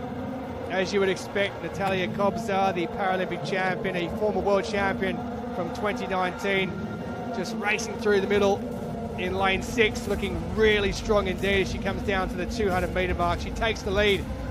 Gals out wide is in second place at the moment, and it looks like Slanova, the neutral para athlete, is also there in the mix looking for second place, but out in front and looking very strong as they come round to the final 100 metres.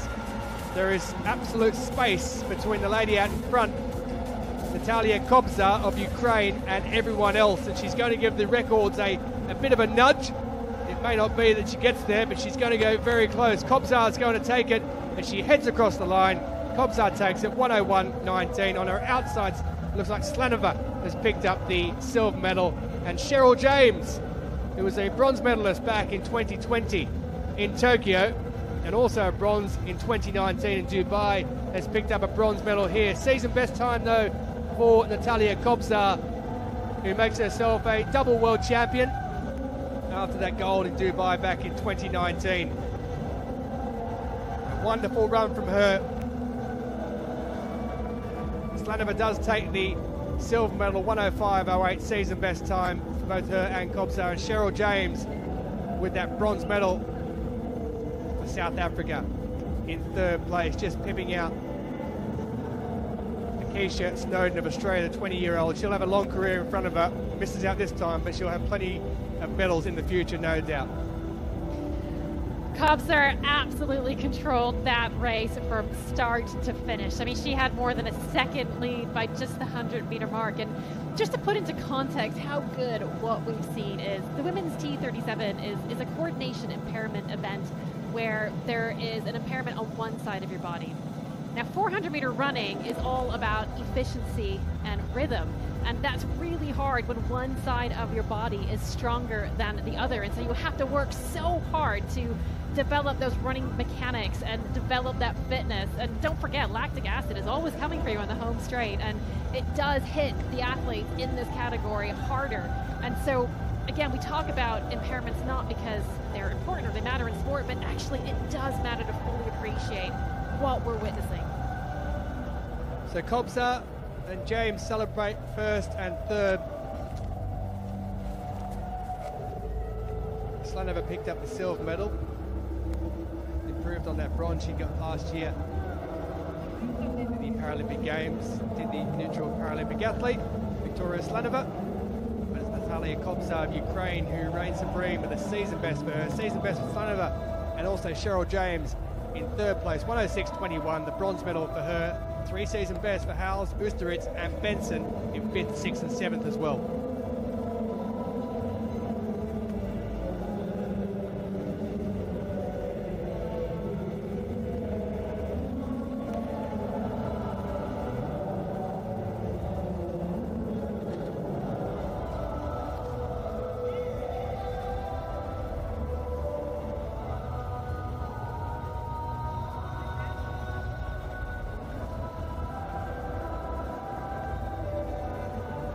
Confirmation as well of that men's javelin throw F57 final. Carbandi did win it. Official in the end, lifetime best 53.30. Odilov second, and Papi in third place for Iran. But on the track, Natalia Kobza with a gold medal in the women's 400 metres T37 final. That was the 4th world title for Kilbandi as well. 2 for Iran, and now 2 for Turkey, the twice Paralympic champion in London and Rio in the first part of his career. Odilov, the reigning Paralympic champion, overturned. That was a lifetime best for him as well, 52.06. Nice crowd tonight in New Delhi.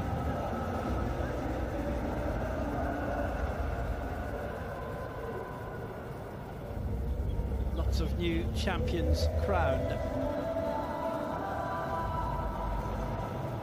Just about 8 p.m, darkness falling.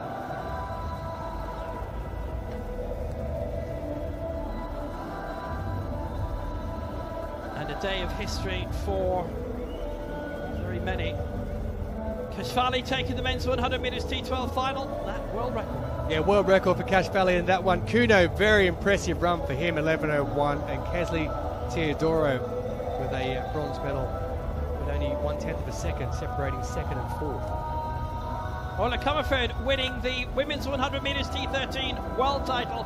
A new championship record, 11.88, ahead of Ryan Suarez de Silva of Brazil, with Kim Crosby the bronze for the United States. Ireland's second gold of the day.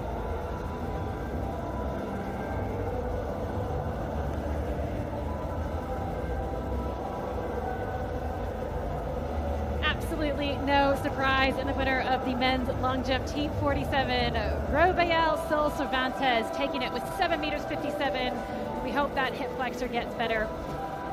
Kutakov comes in second with 7:21, and Wang Ho, a serial medalist, rounding out the podium with 7 meters 19. Tough competition there for championship debutant Vilter Herrera, with a no measure, but hopefully things to come in the future. Carlo Calcagni taking the men's 400 metres T72, 59.91, just outside his own world record, a margin of 7 seconds plus over João Matos of Brazil. He got the silver, and Piotr Sieba got the bronze for Poland.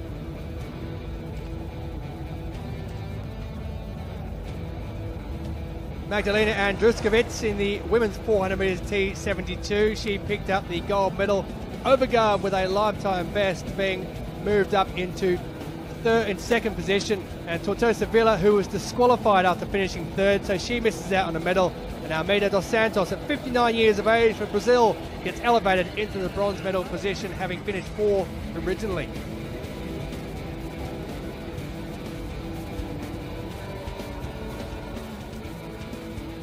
Ricardo Gomez taking the men's 100 metres T37 title, a championship record 11.16.